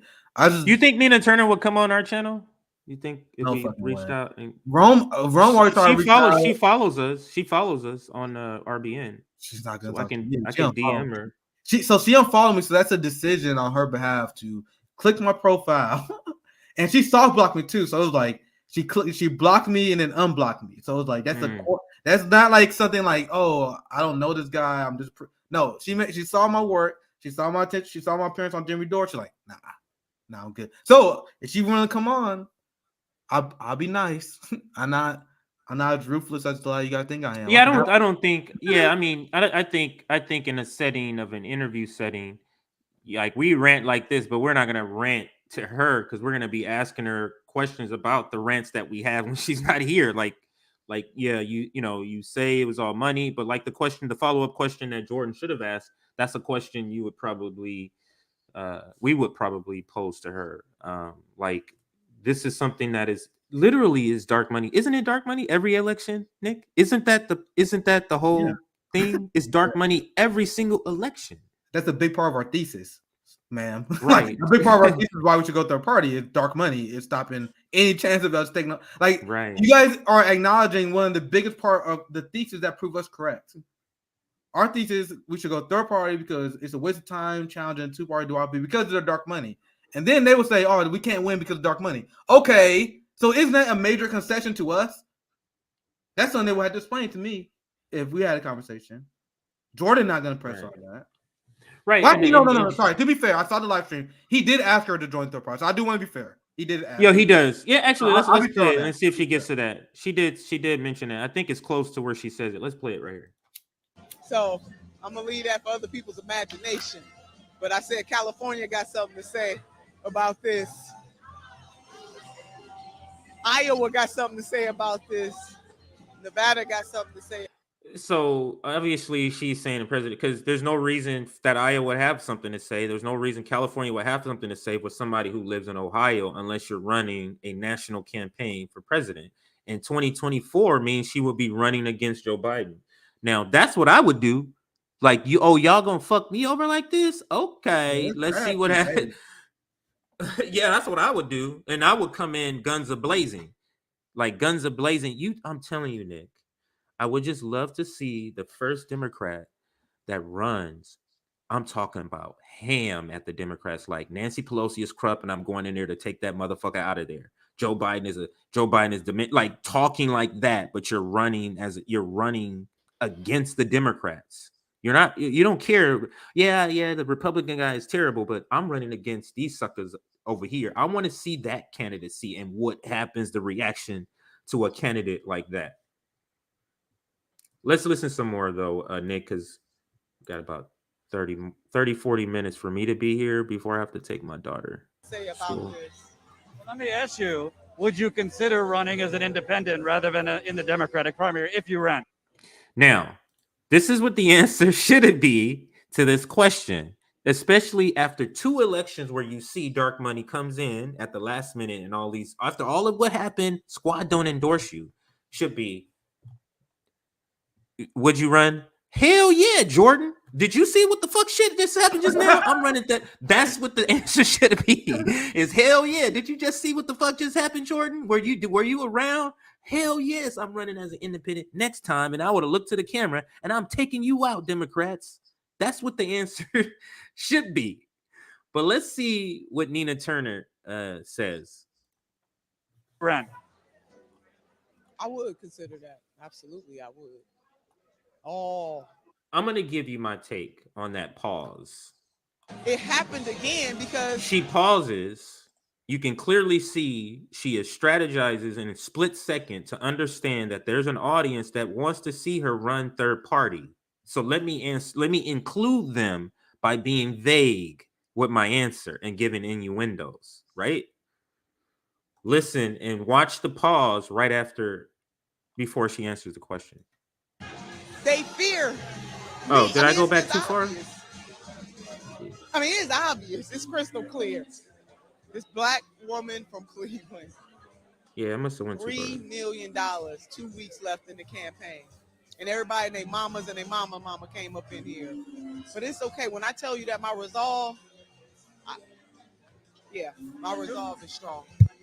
Am I dreaming, or did you just announce a run for president? Well, I said 2024, here we come. So I'm going to leave that for other people's imagination. But I said California got something to say about this. Iowa got something to say about this. Nevada got something to say about this. Let me ask you, Does she would you think they're gonna let consider her running run? as an independent rather than in the Democratic primary if you ran? I would consider that. Absolutely. Did you see the pause? Did you see the pause there? I would consider that. Really? Because you just said that is you can't win as an independent, at least in your district. Maybe she's saying it's different nationwide, but you just said that. What are your thoughts, Nick? We see. I just like you. Are you like you have to run third party? Like you think you're gonna primary Joe Biden? They're not gonna let you do that. It's not gonna happen. I warn people. Like one of the things I'm like, quote me loud, quote me now, question me now, quote me later, question me now, quote me later. That's what pretty much what we were saying, warning people before the election. Now I'm like, are you gonna like primary Biden as a Democrat? It's not gonna happen. Might as well join third party. Might as well join the labor movement. Try different strategies. Like I'm all for that. But do I think she'll do that? Not sure. We see. I just saw that she was retweeting and responding to Susan Sarandon, who was bashing Democrats, and this was like a few hours ago. So it's like this kind of shit you should be doing during your election. What are you doing? But either way, Nina's gonna be all right. They're gonna be all right either way. I don't know what she's gonna do now, but if she's gonna run in 2024, her only option is third party. Like, you can't be Chantel Brown, but you're gonna challenge an incumbent president. Like that doesn't make sense to me. So even if she does run third party, man, who's gonna fucking would she even win the nomination for a third party? Because she already debased herself in the Democratic Party. Like if she ran, like the thing is, like she ran in the Green Party, and They would love to have her run. We support Nina Turner. She ran the Green Party. I'm like, I wouldn't support her over Jill Stein. No, right? of course not. I wouldn't support her over Angela Walker. Like, what Greens would I support? That was support Nina over. Like, dude, like if I had anyone who's like really like we support Nina Turner over Kashama Sawant, and like she decided to run that. No, come on. Kashama is the top one for me. Yeah, so even if she did run third party, like I'm not choosing you. Not the what I saw from you. Hell no. Nah. Like the Green Party, any other third party, they can put almost anyone else. I'm like, nah, I think I trust him more than you. And think about what she believes in, though. Think of she's against BDS, and I know the Green Party is for it. Go ahead, sorry. Right, and the defund the police, she's against. So I know the Green Party for it. Too. Oh wow. Yep. Wow. Let's try to get through a little more of this to finish this video. It's only maybe less than 10 minutes, not even 8 minutes. It happened again because they fear me. I mean, it's just obvious. I remember the current president now ran 3 times. Good comeback. Hey, can I just ask you from a spiritual point? I'm going to be honest. You obviously were a little more muted running these last 2 times. Now, that's the same critique we have, because it's clearly you can see she's running differently. But the answer, let's listen to her answer, and then we'll discuss. Than you were on the campaign trail for Bernie. And the fire came out in that speech. I think what a lot of people wanted to hear from you during this campaign was that. Can you kind of talk about, did you feel you couldn't be that way? She was different. And this is I encountered this, Nick, when I debated Hector. You're gonna hear my cat in the background. He's getting fed. When I debated Hector when he was running, and I was describing a militant Democrat that I would support, and he was like, "That's us," and I was like, "They really hear when we describe something, they hear that that's them, and it's like." No, you're not getting it. You're not doing it. And I told Hector, I'm like, Hector, I watched your videos, I watched all your stuff, and no one is doing what I'm saying. Now Jordan just explicitly said, hey, you are clearly, have tapered down your rhetoric. You've clearly done that, because an outsider looking in can clearly see that. And she's saying, no. And we know that she has, but it's that disconnect that they really, I don't know if they're, or do you think she really believes she hasn't changed the way she's talking? Or do you think because of what she feels in her heart, like, I still believe it in my heart, and maybe I'm using a different words, but it's the same thing? Or do you think it's that, Nick? Yeah, they expect us to give them the benefit of the doubt that they give themselves. And this is like the classic psychology of selling out, where when you sell out, you still try to convince yourself that you're doing right. Like, we've seen how AOC hedged, and she's like now like a Nancy Pelosi Democrat. And there's a part of her that I truly do believe where she convincing herself when she's like, when I don't force the vote, when I don't show it to the March for Medicare for All, when I don't call Joe Biden for bombing Syria like I did Trump, when they do these things, like, they're a part of her that's and I think the psychology behind it, they are really telling themselves that, well, I'm doing the best I can.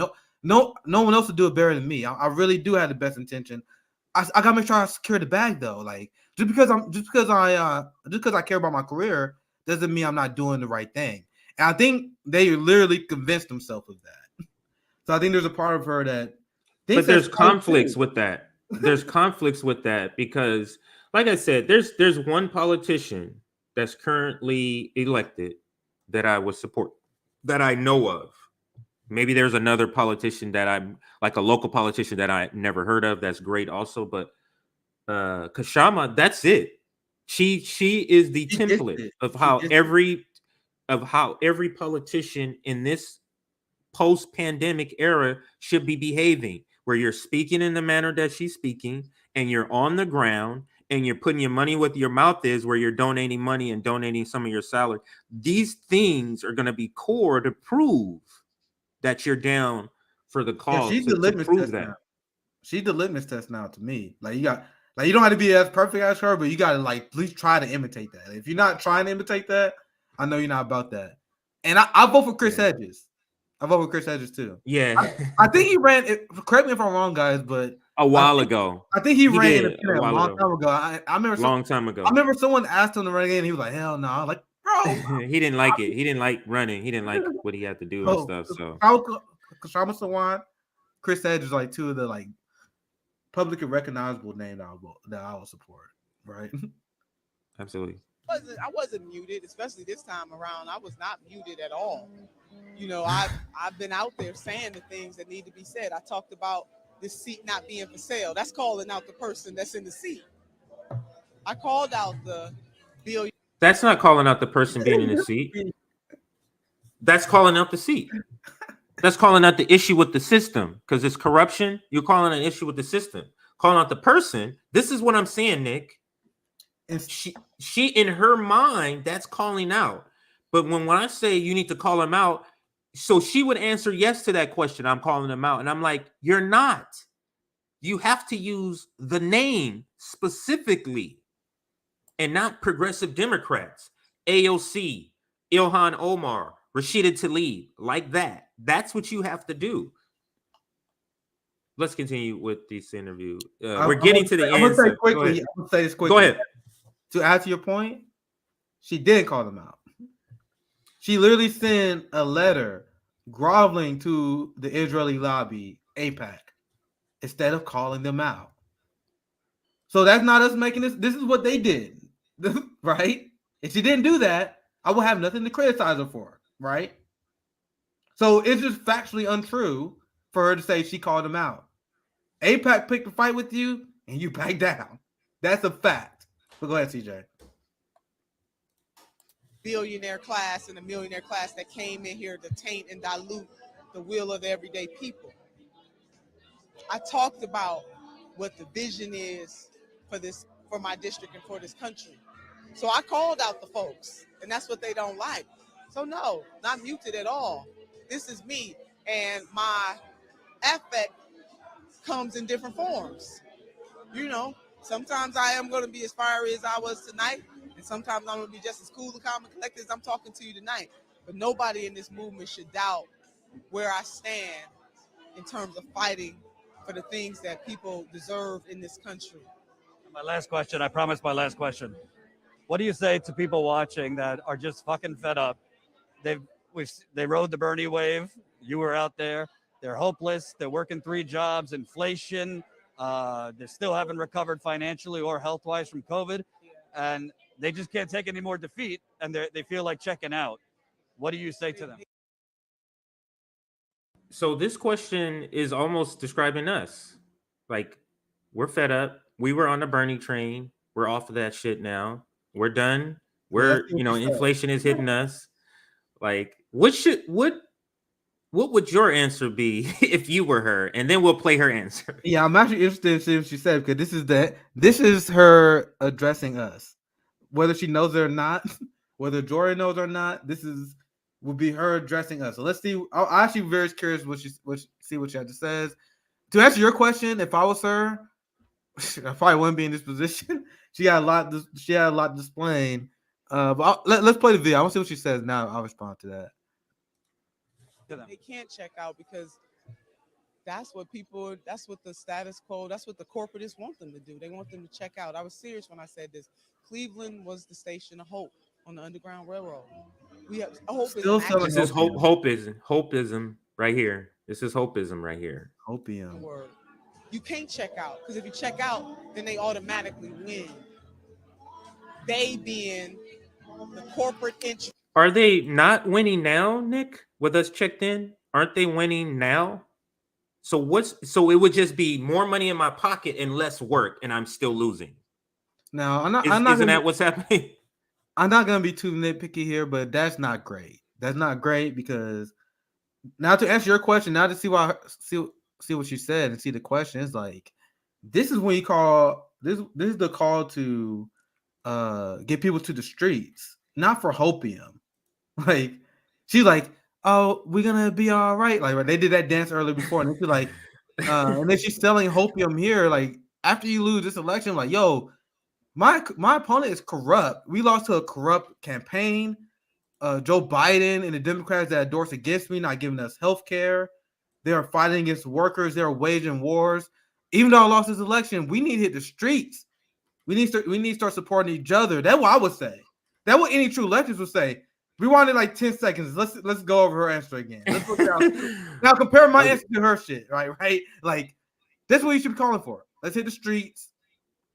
We got to start calling out these corporate sellouts, right? Like, there's so many things you can say there, but I just saw nothing but hopium. We can't give up, or they will win even though they're already winning. Like, it's just ridiculous. But go ahead, CJ. Status quo, that's what the corporatists want them to do. They want them to 30 more seconds. Leave our values in you. I should have did it a minute because it's longer. Yeah, she talks longer. That's a funny ass comment. So I called out the folks, and that's what they don't like.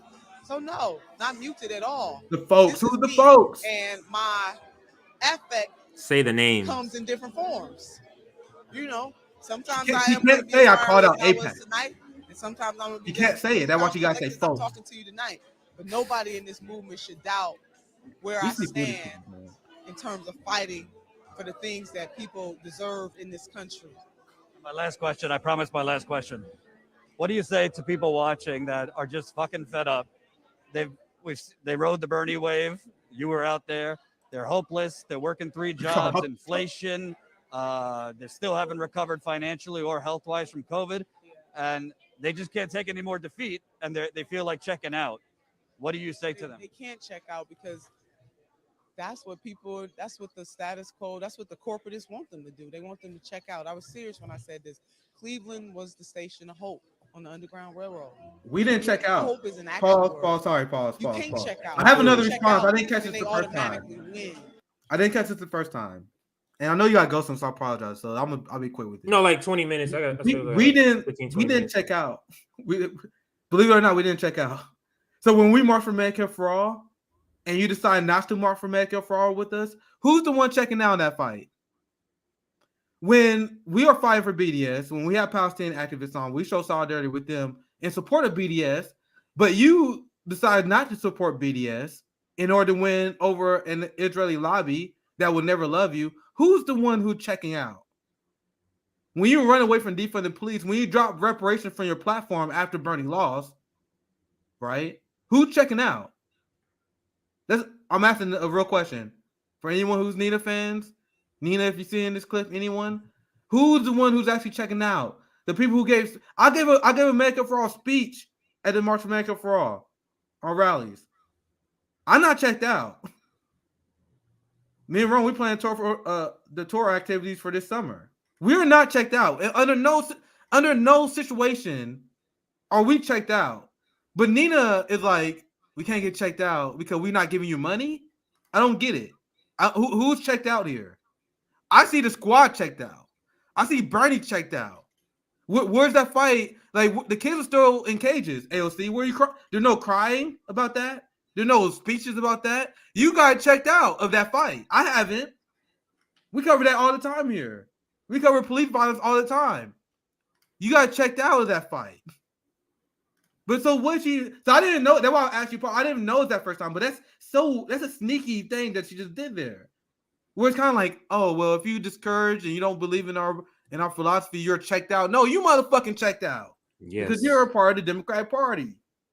Well, hopefully you was, because we see what goes. I'm not gonna make a prediction. We see what she does moving forward. But let's play. I'm done interrupting. We can play it. That's my last take on that part. I didn't know that the first time I saw that, but that's insane that anyone would say that we are the one who checked out. It's insane that people would say we're the one who's nihilists, right? Because we had Jimmy Dorn Saturday. I'm gonna clip this out soon. When we talking about the nihilist thing, when they're like, they call us nihilists, motherfucker. We marched for Medicare for all, and then when we marched for Medicare for all, they was like, we're not gonna support your march for Medicare for all because we're not gonna get Medicare for all anyway.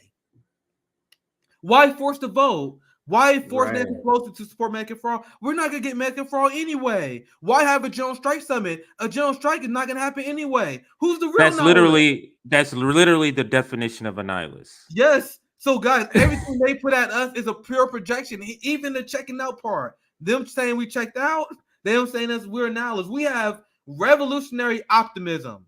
Because we propose shit that people say there's no way that's gonna happen. You say abolish ICE, you say abolish CIA. I'm like, yeah, I don't know when it's gonna happen, but I got revolutionary optimism, and I'm gonna call for shit to make it happen. Like that's the point of the Democratic Party.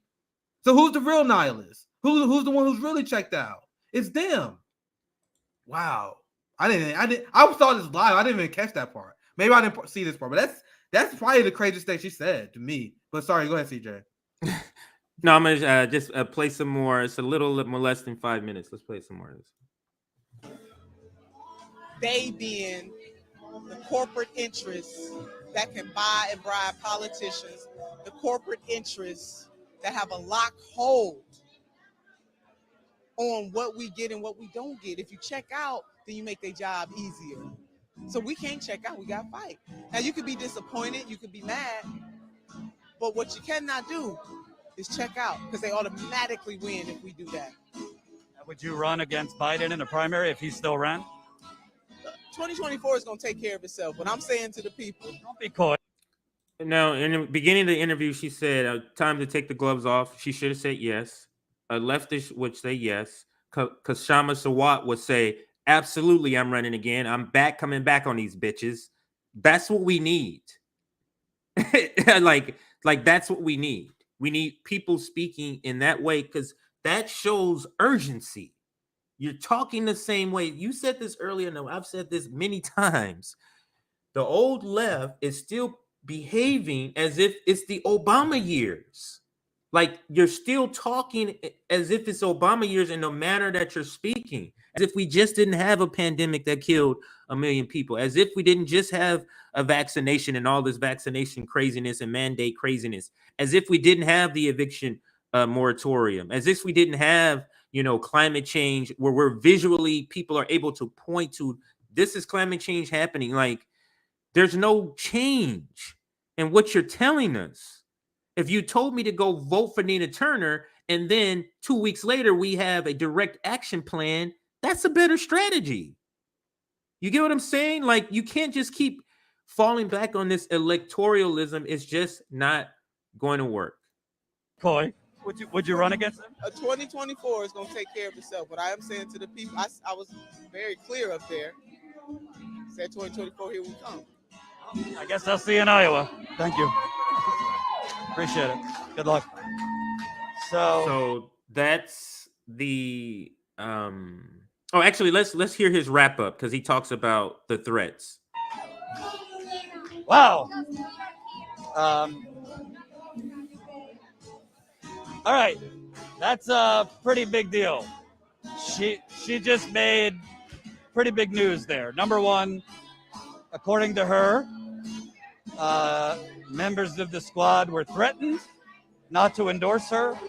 I don't know in detail what that means, as far as I assume not physical threats, but I wouldn't put it past the Democratic Party. But she does say, let's go over here. She does say that members of the squad were threatened. Wow, he wouldn't put physical threats out of the realm of the Democratic Party, but we're still pushing people to vote for. You see how, like, in the same sentence, you're calling out just like literally egregious atrocities, but hey, vote me on that team. You see it's like, it's a schizophrenic sort of look at that, like, crazy to me. But let me finish some more. Unless you have thoughts, I'll let him finish up. It's like literally seconds left here. Yeah, let him finish. She would not mention who she was talking about in terms of progressives in name only. I pushed her on it. She wouldn't say. I think we know who she's talking about, though. She said she would consider running as an independent. So for people who have been beating the drum, don't run as a Democrat anymore, run as an independent. Well, she said she would consider it, so it's up to you to pressure her to do it. If you want her to run as an independent, she's on the record saying she'll consider it. And she also said that, which I think is a little dubious, that she didn't mute herself. I think she was muted these two campaigns, as opposed to her on the campaign trail, being the firebrand.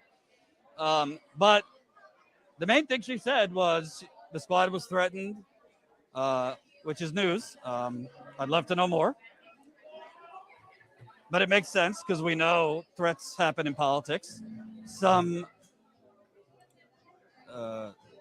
Sometimes they're physical, to be honest, from what I've heard over the years. I don't buy it. But apparently, I'm sorry, guys. I let you go on long enough. I don't buy it, and I'll explain to you guys why. LC, one of the biggest politicians. Like, it's not just some small literally one of the most influential politicians. If there was threats of violence, like, you can easily go to the media and make that a story, for one. Secondly, what do they threaten them with? If anything, they threaten them with money, or they threaten them, and we were talking about this earlier, they threaten them with pulling their committees. So careers. So essentially, threatening their careers is what you're saying. Yeah, so why would you even give them that excuse? So saying, "Oh, the squad was threatened," that's giving them an excuse. They was threatening with shit. You had to prove to me that they was threatened with violence, and you just saying that is not proof. Because usually whenever there's like, think about all the time when politicians get a death threat, for example, that shit is like plastered everywhere. And then they really was like given a death threat by someone in a higher up in the Democratic Party. You guys think that wouldn't make news? I think it would. I think it would. I think they wouldn't stay silent. I think they would say something about it. AOC talked about the violence she faced at January 6th. AOC talked about the death threat she gets from Republicans all the time. But she would stay silent about this for what? For what?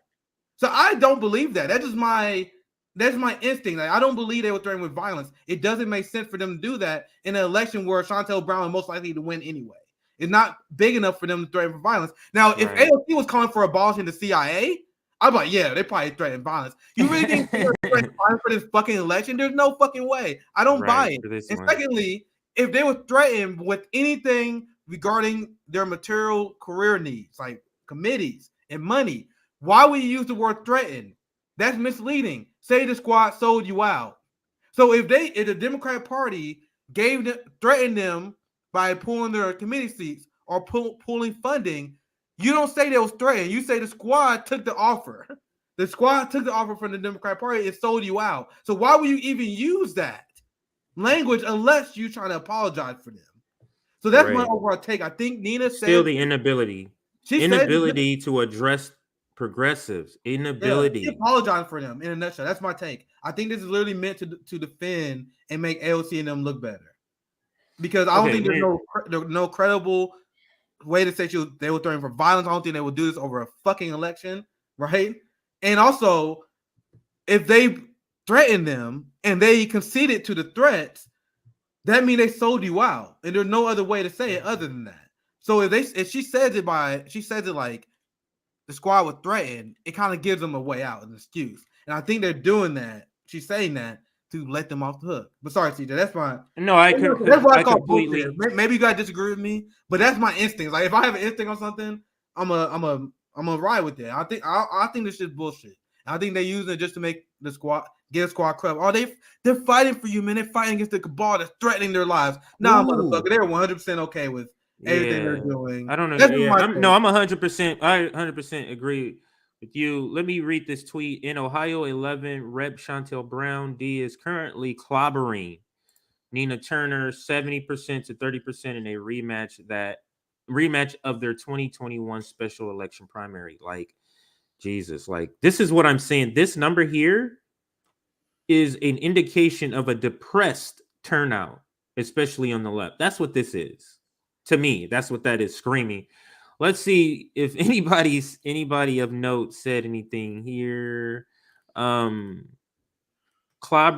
she got clobbered. Clobbering, I'm going to start saying this. Saying this. Have you not seen enough yet? Is this a landslide? I think it's a landslide. At what point do you? Day. The Democrats had a field day that she lost. They're so invested. Oh, this is one of them right here. At what point do you find some pride and move on with your life? Find another grift, Nina. They don't like you. I never vote for her because we have different worldviews, but Nina might be the last Dem I genuinely admire. I remember first time I saw her, I hit on the Ed show. You could tell she's a quality person. Legit bothers me when she is shown disrespect. So it bothers that person. So, oh wow, they got the dynasty.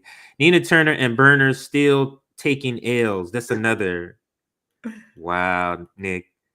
But they're trying to go right party that hates them, man. They hate. This is kind of sad to see, man. It's embarrassing. And they embarrass their supporters by going along with this shit. That's why I had to separate myself. Like, all right, I can't be a part of this embarrassing shit, man. Like, they are literally stomping on y'all grave. I remember especially when Bernie lost at the Super Tuesday, I was like, all right, I'm fucking burn this shit down. And then I saw like, especially how the liberals are celebrating, and then Bernie like cucked his way, like, oh, I'm endorsing Joe Biden, and then he became like their subservient PR guy. Ugh, that's so gross, man. Like, I can't be part of that. Like, that's embarrassing. Like that's so embarrassing. They shamed their supporters, and you showed a little bit of it, guys. But I was taking mostly a break, but I was just surfing some reactions. Man, they was having a field day. I can find more, but I'm really don't. Man, but they was having a field day, which is like they were so happy that Nina lost. They're so happy when Bernie loses. They're so quick to attack Bernie. Remember when Roe v. Me and Zoe are gonna talk about this on Callin tonight. When the Roe v. Wade thing happened, they was quick to attack Bernie, right? Like almost before they even attack Republicans, like how dare Susan Sarandon and Bernie? They hate your guts, and it's embarrassing that you guys have Stockholm syndrome and want to join a party that hates you the way they do, and they will never concede.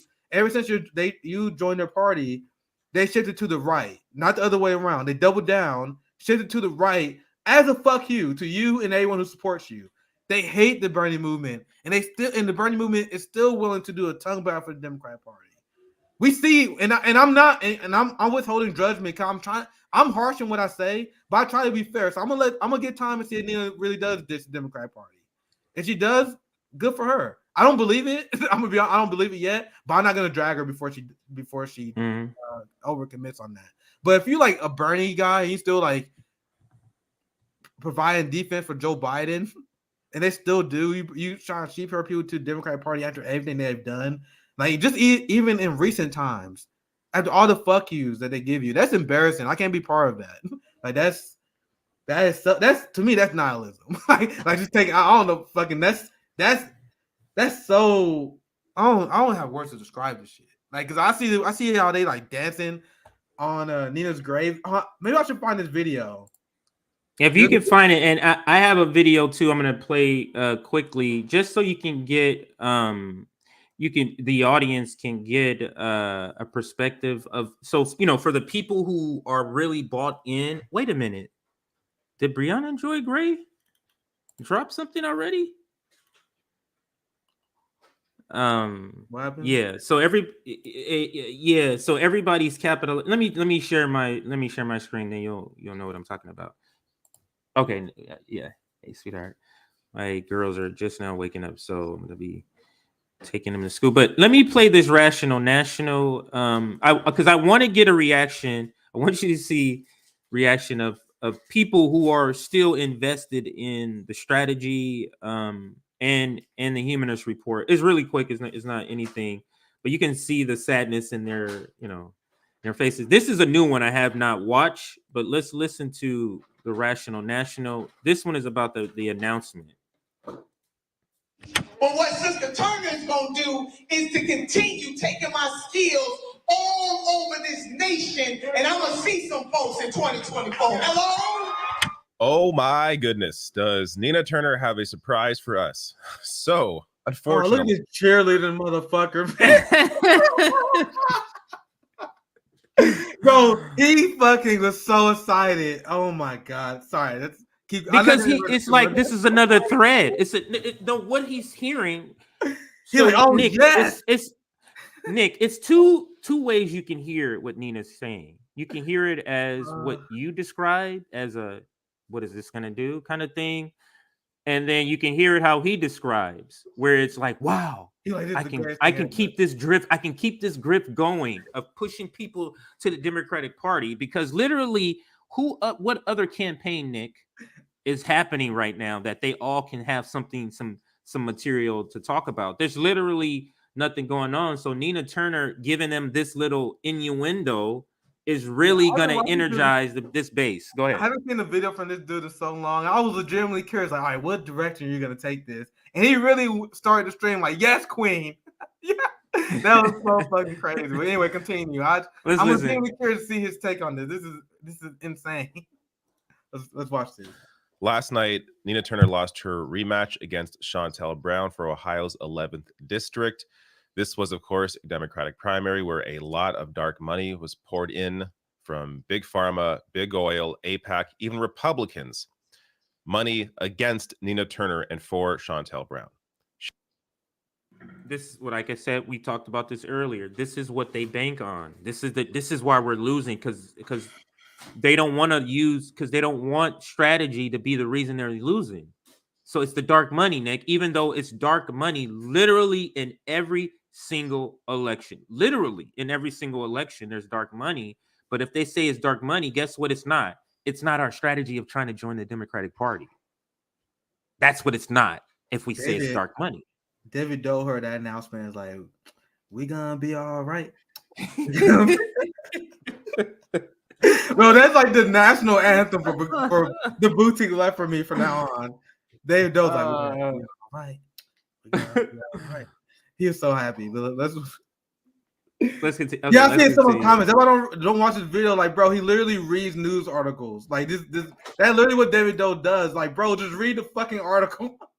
Like, I don't understand like him and the Humanist Report. I don't get the appeal. like they were like, we got a news Sure. story. It just be an article you can read in 3 minutes, and then the video will be like 6 minutes. Yeah. Like, bro, you could have just read the video. You could have just watched the article. Just read the article. They don't break it down in no unique way. There's no Marxist analysis. There's like it's always super boring shit. That's why I'm like, this is the first time I'm hearing from this dude in a long time. I'm like, man, he immediately started yes queening because he's gonna be all right. Showing you just how scared they are of Nina Turner. But So he picks up on her talking points that they're scared of her, and that's why this money came in. despite that, Nina's concession speech was incredible. Maybe the most amazing concession speech I've ever watched. Is that the take you got when you watched it?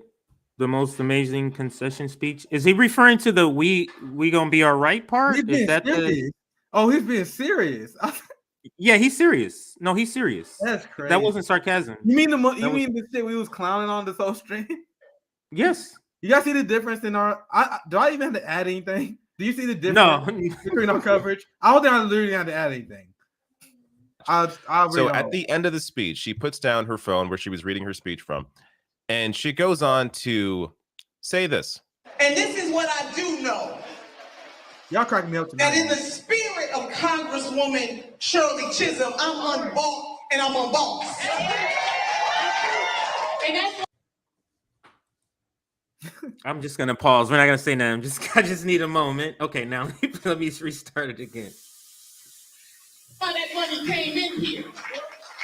Because they know in the halls of Congress that I was going to shake that sucker on behalf of the poor, the working poor, and the barely middle class. But that's all right, Pastor Early. They can't contain this black girl magic. Because what I am going to do is I'm The way she's talking here, if she talked like this through the campaign, she may have won.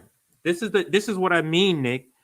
What people like about her, and this is maybe why David Dole is so giddy about it. What people like about her is the style and how she speaks, because it's very churchy. It's very like I feel like I'm black in my church when I was growing up. Like it's very churchy, right? It's very inspiring. That's how the cadence of it and all of that is very inspiring. So right, so that's what's gonna pump them up. What they heard. So that's why they hear something completely different than what we hear. Nick, go ahead. I'm waiting to see if like Doe make any like analysis about. Let's see. Like God, like I'm really like people in the chat like roasting this dude because I watched him. I see his like videos. I watch a lot of independent media. He wasn't someone I like really follow, but every once in a while there'd be like a video on a topic that he report on. Like, I'll watch this video just because something it'll pop up because he's boosted by the algorithm. While we were like, absolutely. Like even if you're not subscribed to this dude and a few other people, like you would see their videos. So I would click on the video just because you cover top. I'm like, and then every time I watch, I'm like, this dude was fucking boring as shit. And then he was just so happy me covering the video, a topic. But if you literally just like watch read an article, whatever you cover, you get the same thing.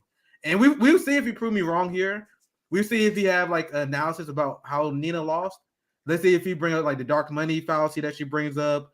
We can talk about like the strategies of how you engage the black community, like the way we brought up. Let's see. Like I haven't watched the video.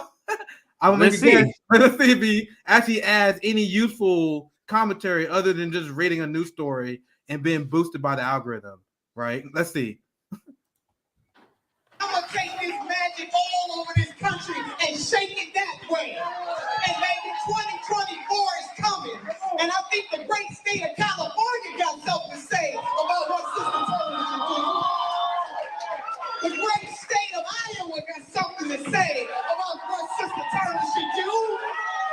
The great state of Nevada got something to say about what Sister Turner should do. But we ain't going nowhere. They just reinforced my resolve. And that just like King James, LeBron James decided to take his skills to South Beach, but what Sister Turner is going to do is to continue taking my skills all over this nation, and I'm going to see some folks in 2024. Hello? Stay tuned.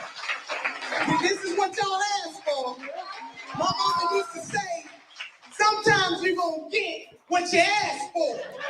This is literally a black pastor's speak. This is literally how it feels in a black church right here.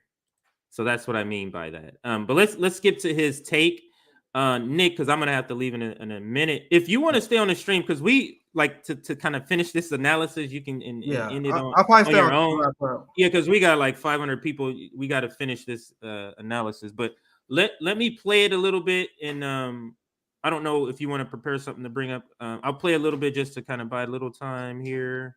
But let's listen to David Doe's analysis here.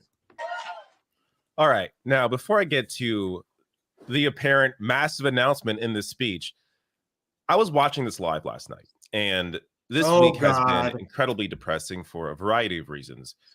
So I was super down watching, of course, the results, seeing Nina lose, and then she came out to give this speech, and it did an incredible job in raising my spirits. I mean, seeing the energy that Nina has after losing this rematch. Your girl just lost. I'm literally I don't understand how people don't see it. Like, there was a comment I saw earlier that said David Doe has healthcare and he lectured to people who don't have healthcare.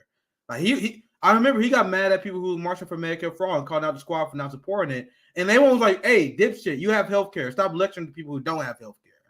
Right? So David Doe, who has healthcare, who makes an unbelievable amount of money doing what he does, trust me, 100%, makes a ton of money part of the TYT network. His Patreon made more than I fucking making a year back when I was a worker. The dude's making a ton of money. So when he sees like this fake optimism bullshit, he doesn't do the analysis that we do. We don't explain to you what really needs to happen on the left. He's like, he see Nina Turner give her speech about we gonna be all right, and then he started nodding along like, yeah, we're gonna be all right. So he's like, you don't even understand why that's not even good. So we gonna be all right. Workers in America, we like, bro, we're not gonna be okay. We are actually fucking starving. Like, bro, we got no health care. We are not okay. But man, Jesus fuck. But anyway, all sorry, right. I know what I say. Let's yeah, no, I'm gonna leave it here. I'm gonna actually you probably should bring this up because you're not gonna be able to control this if you can take it off. You can take it off. Yeah. So let me just before I go, this is my final analysis of this whole situation. I gotta get off and take my girls to school. And you may hear cooking in the background. So this is a proletariat household here. So this is my analysis. A 70-30 split as far as the win, how she was like brutally beat in this election shows a depressed left to me. That's what I see. And why would the left be depressed is the question. Is it the squad? We're seeing that this strategy doesn't work. You saw Marianne Williamson tried to put on a progressive, seize the house, and that was a disaster. Okay, we're fed up. There's a pandemic, and there's no sense of urgency from these people that still want to be part of the Democratic establishment or feel like they can reform it. And we're out. And RBN is here to say this is over. This is over. Electoral politics as we know it, and the way you engage with it that's done. There's going to be a new way of doing things, and that's my final thought on it. I'm gonna check out here and leave it to Nick. We got a great group of people, almost 600 people is watching right now, so make sure you like this stream. Let's get our likes up above 1,000. Let's see if we can hit 1,000 likes, and subscribe, and I will see everybody tomorrow morning, same time. I'm gonna check out Nick. All right, so I wish I could find, and what I wanted to say to wrap up the stream was I remember when I was on the Jimmy Dore show, I explained the same concept of why Nina lost. Lack of grassroots enthusiasm, the inability to speak to her Black community. So I hope throughout the course of this live stream, you guys will see the bullshit. You guys see the difference between how we cover things and how the boutique left. So when I saw that video when she was like, we're going to be all right. We're going to be all right. I literally couldn't believe it. That's so tone deaf. That is not the energy that we need. I did an analysis pretty much looking at the ad that she was playing. You need to win over the large amount of Black people in your district that are not voting. Like, you're not gonna win over these black shit libs that are mad because you said that voting for Joe Biden like eating shit sandwich, right? But they was upset at us for even bringing this shit up. So anyway, I think this was a pretty good stream. Hopefully you guys enjoyed. I hope you guys subscribe, like as well, because we got a lot of great shows coming up. I think my amazing friend Josana, she's doing a stream with Black Power Media, and I like this relationship that we started with Black Power Media. And also because I know you guys have been asking for this, and I do have an announcement because YouTube been pulling out all our shit, and I actually want to have some more debates, man. I've been wanting to talk to people because I miss talking to people on the ground, and we're gonna be live on Callin. I think me and Zoya are doing a show tonight because this is our Callin show, Revolutionary Discourse. I need to post this in the chat. So I'm gonna be on Callin as well. We're trying to expand. As you guys see, we are demonetized on YouTube. Demonetized on YouTube. So you guys please support us on Patreon. We on Rockfin as well. We are videos on Rumble, so make sure you guys support on there. Let me post this link. So we're gonna have our first live stream on Callin soon. So you guys have been asking for me to start that, so we're gonna do that.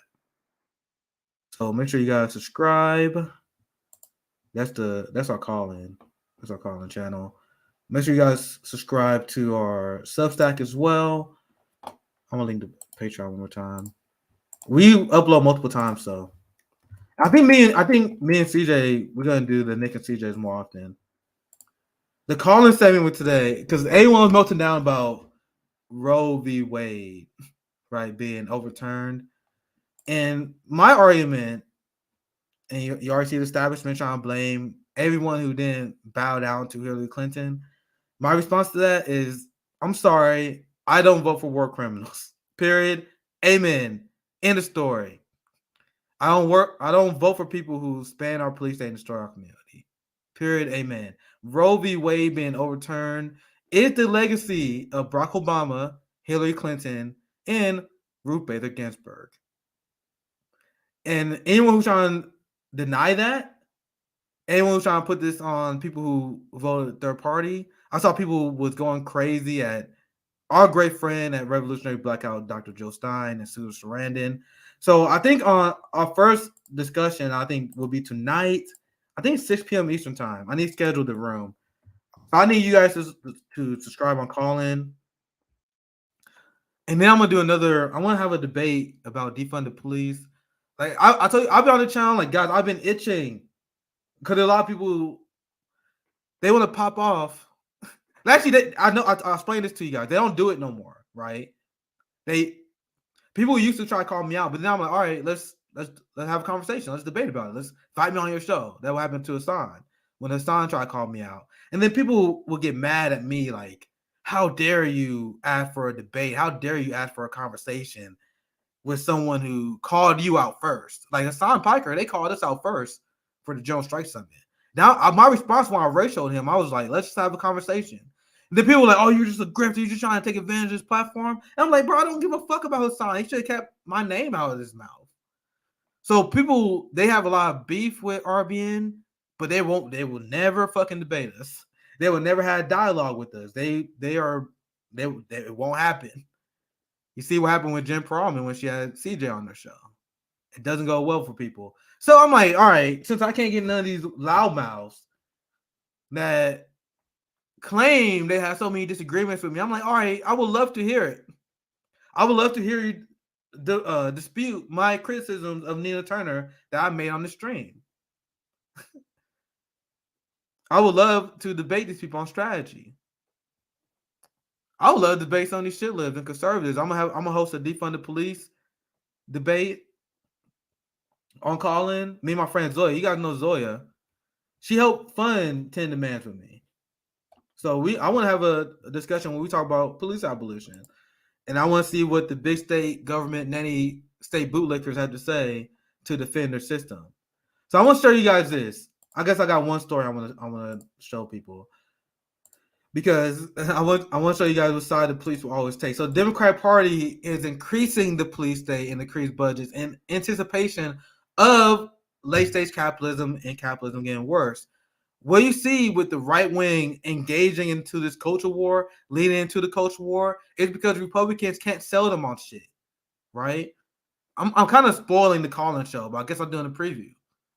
Poverty breeds extremism. It's easier to get people to believe in extreme ideology when things get worse. And that's what's happening right now. So you have the right wing that is pushing the culture war like crazy because that's the only way they can keep their voters engaged. Because if you look at the Bible Belt, if you look at red states, the quality of life for these areas has dropped significantly, even below what we would call a third world country. So they had to push the culture war. They had to fearmonger over critical race theory. Yeah, I'm sorry. I'm gonna get to that clip. I'm making a point. I'm gonna make a clip. I'm gonna make a that clip is for a reason, right? Because I'm working on a piece right now. I haven't released an op-ed on my Substack for a while. I'm working on now is about the police state and the class war. The police state and the class war is intertwined and interconnected. So despite the fact that people keep saying the Democratic Party is woke, you can't call this party woke. You can't say anyone is left when they support the military industrial complex and the prison industrial complex. Now, both parties, both the Republican Party and the Democratic Party, they both support the prison industrial complex. They both support the military industrial complex. They both support Wall Street. So they had to create shit to keep people apart. They engage in the culture war. Democrats pretend they are on our side. They hijack our language, which right-wing populists allow them to do. When they say people are woke, they claim critical race theory, even though they put the crime bill, they put the prison industrial complex. Meanwhile, Republicans, they use religion, they use anti-gay hysteria. They now going after our trans brothers and sisters. They push critical race theory. They all do this in an attempt to divide the workers. That is what Elon Musk is doing as well. That is what all these right wingers is doing. That's what Tucker Carlson does. Tucker Carlson, he would bring up legitimate labor issues. He'll bring up legitimate economic issues, and then he would say, "Oh, this issue is because we've gone too woke." It's like he would use legitimate issues to divide the workers, and both parties would do it. Both parties are responsible for this. That's what I want people to understand. And that's what now I kind of already spoiled my Callin shit. Damn. So both parties are funding the police more, and this is after the Democratic Party ran. They invited George Floyd to the White House, and now every single Democratic mayor is expanding the police more. They're all running on giant police budgets. The Republican Party running on giant police budgets. This is not by accident. Why do you guys think you see police attacking homeless people in New York? Eric Adams is waging a historic war against the homelessness right now. Because as things get worse, you're going to need a giant police state in order to react to social upheaval. Because that is where things are going right now. Billionaires have increased their wealth significantly. I think like about 70%. Let me find my receipt. I'll just report on this.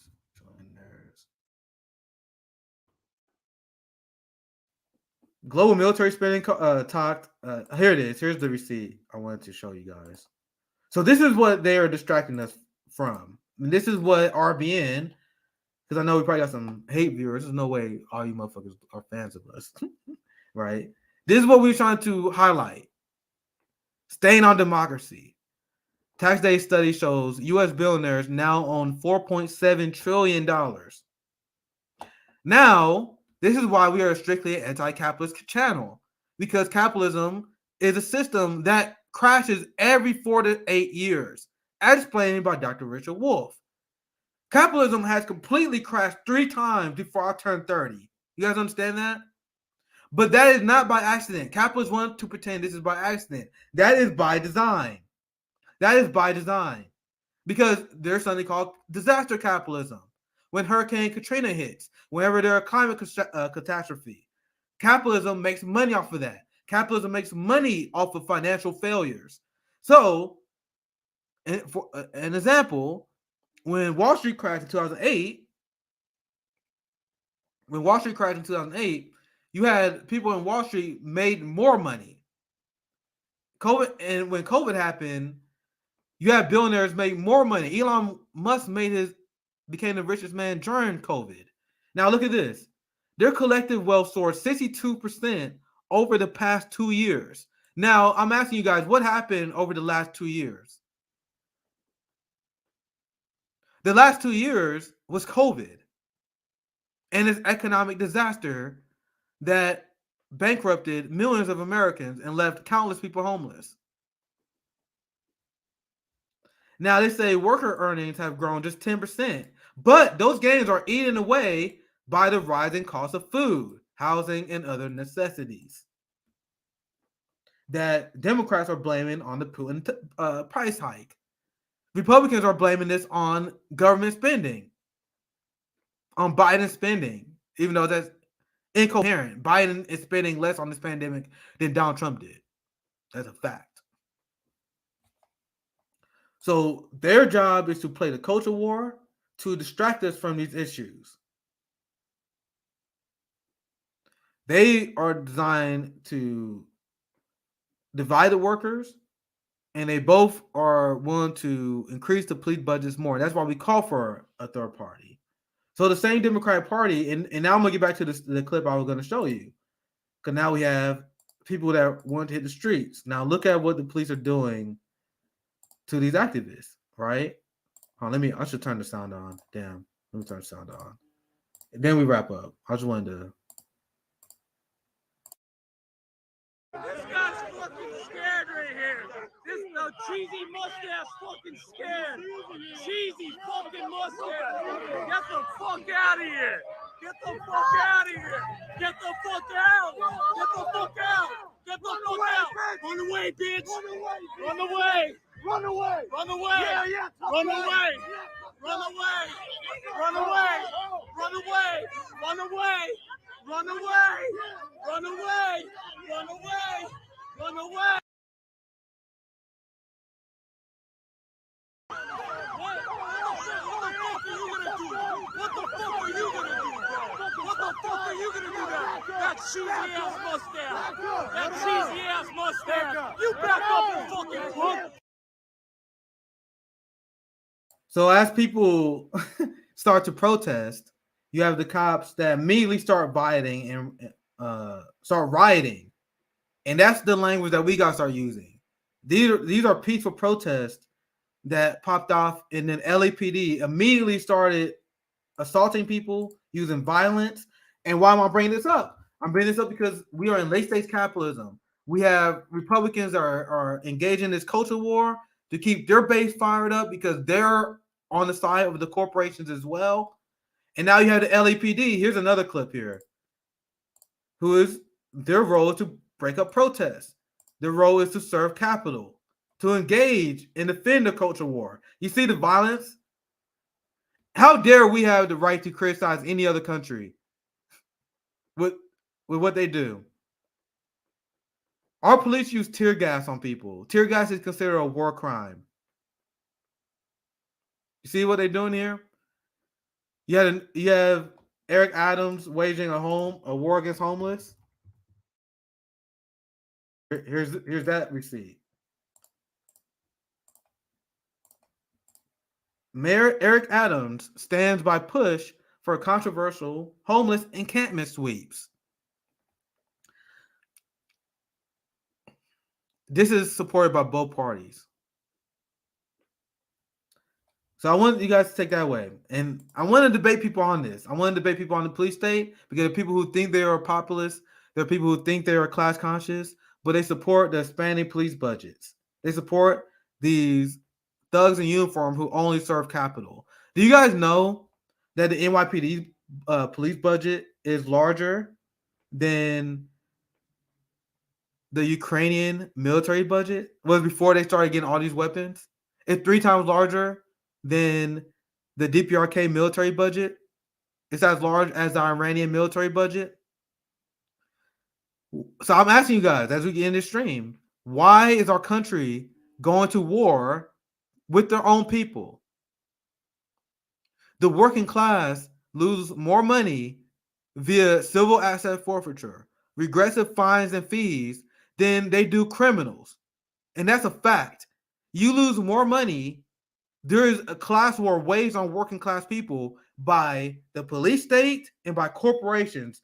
You lose more money by wage theft and by civil asset forfeiture and other fees associated with the criminal justice system than a criminal break into your home, criminal burglary. So my appeal to you guys, as a socialist, as a communist, stop being afraid of your neighbors. You have nothing to be afraid when it comes to your neighbor. Be afraid of the criminals on top that's stealing from us. Right? So one last shout out. Please subscribe. Let me I'm plugging the Callin because you guys have been asking us to join Callin. So let me post this one more time. Please join the Callin. Please join the debate. Because I'm going to be talking to people about the police state. I'm going to try to invite Republicans on. We have speakers all over. Like, I think Callin is like, isn't it mostly right wing? Isn't it mostly a right wing website? I don't know. I don't care. I actually want it to be mostly right wing because I would love to have these conversations with people. That's why I got started. I was on the ground talking to people. So make sure you guys subscribe on Callin.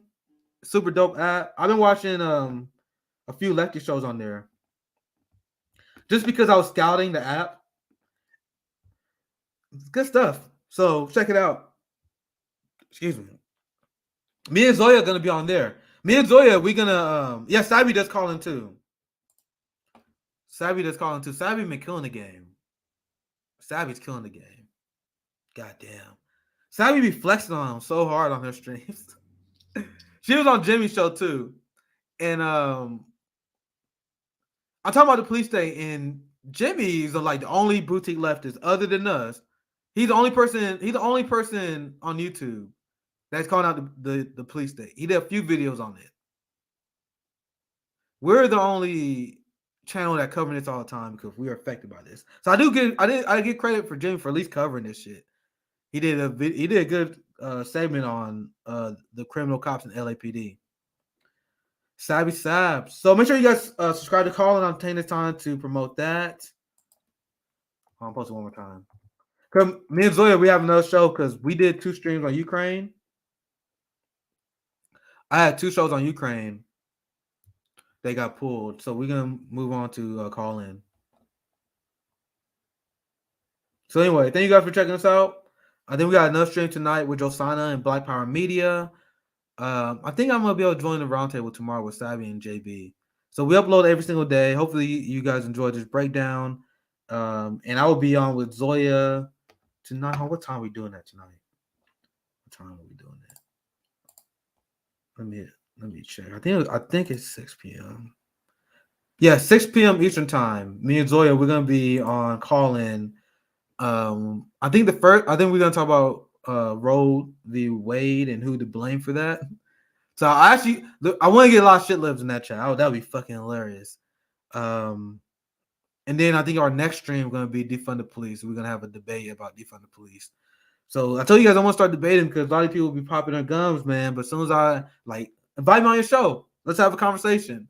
That's when they get quiet real quick. So they don't even call me out no more. So I actually have a very peaceful existence for the most part because people know if they call me out, then I'm gonna ask. Jake is having a breakdown on Twitter. What is he saying? Hold up. What is Jake saying? All right, that's one of the tweets I saw. He said, I said if Nina Turner wins. Let's see what this tweet say. What did Jake say? I see people in chat saying he's having a meltdown. I said if Nina Turner wins, it'd be a clear mandate from voters that Democratic Party hasn't done enough. She lost. Does that mean it's a mandate to do the opposite? Yes. Democratic Party voters seem to be purposely satisfied with getting no results from the politicians. No one understands better than me that they've been brainwashed by the mainstream media to believe in compliance with authority figures. So,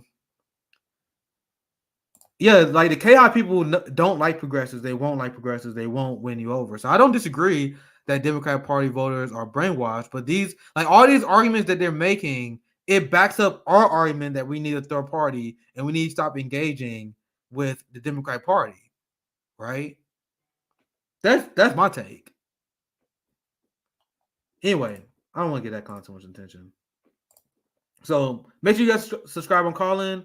Make sure you guys support us on Patreon. Help us continue with this amazing content. Post Patreon link in here as well. So thank you guys for watching. This is Nick Social Cinema. Make sure you guys support us on Callin. We be back. Have a great day, guys.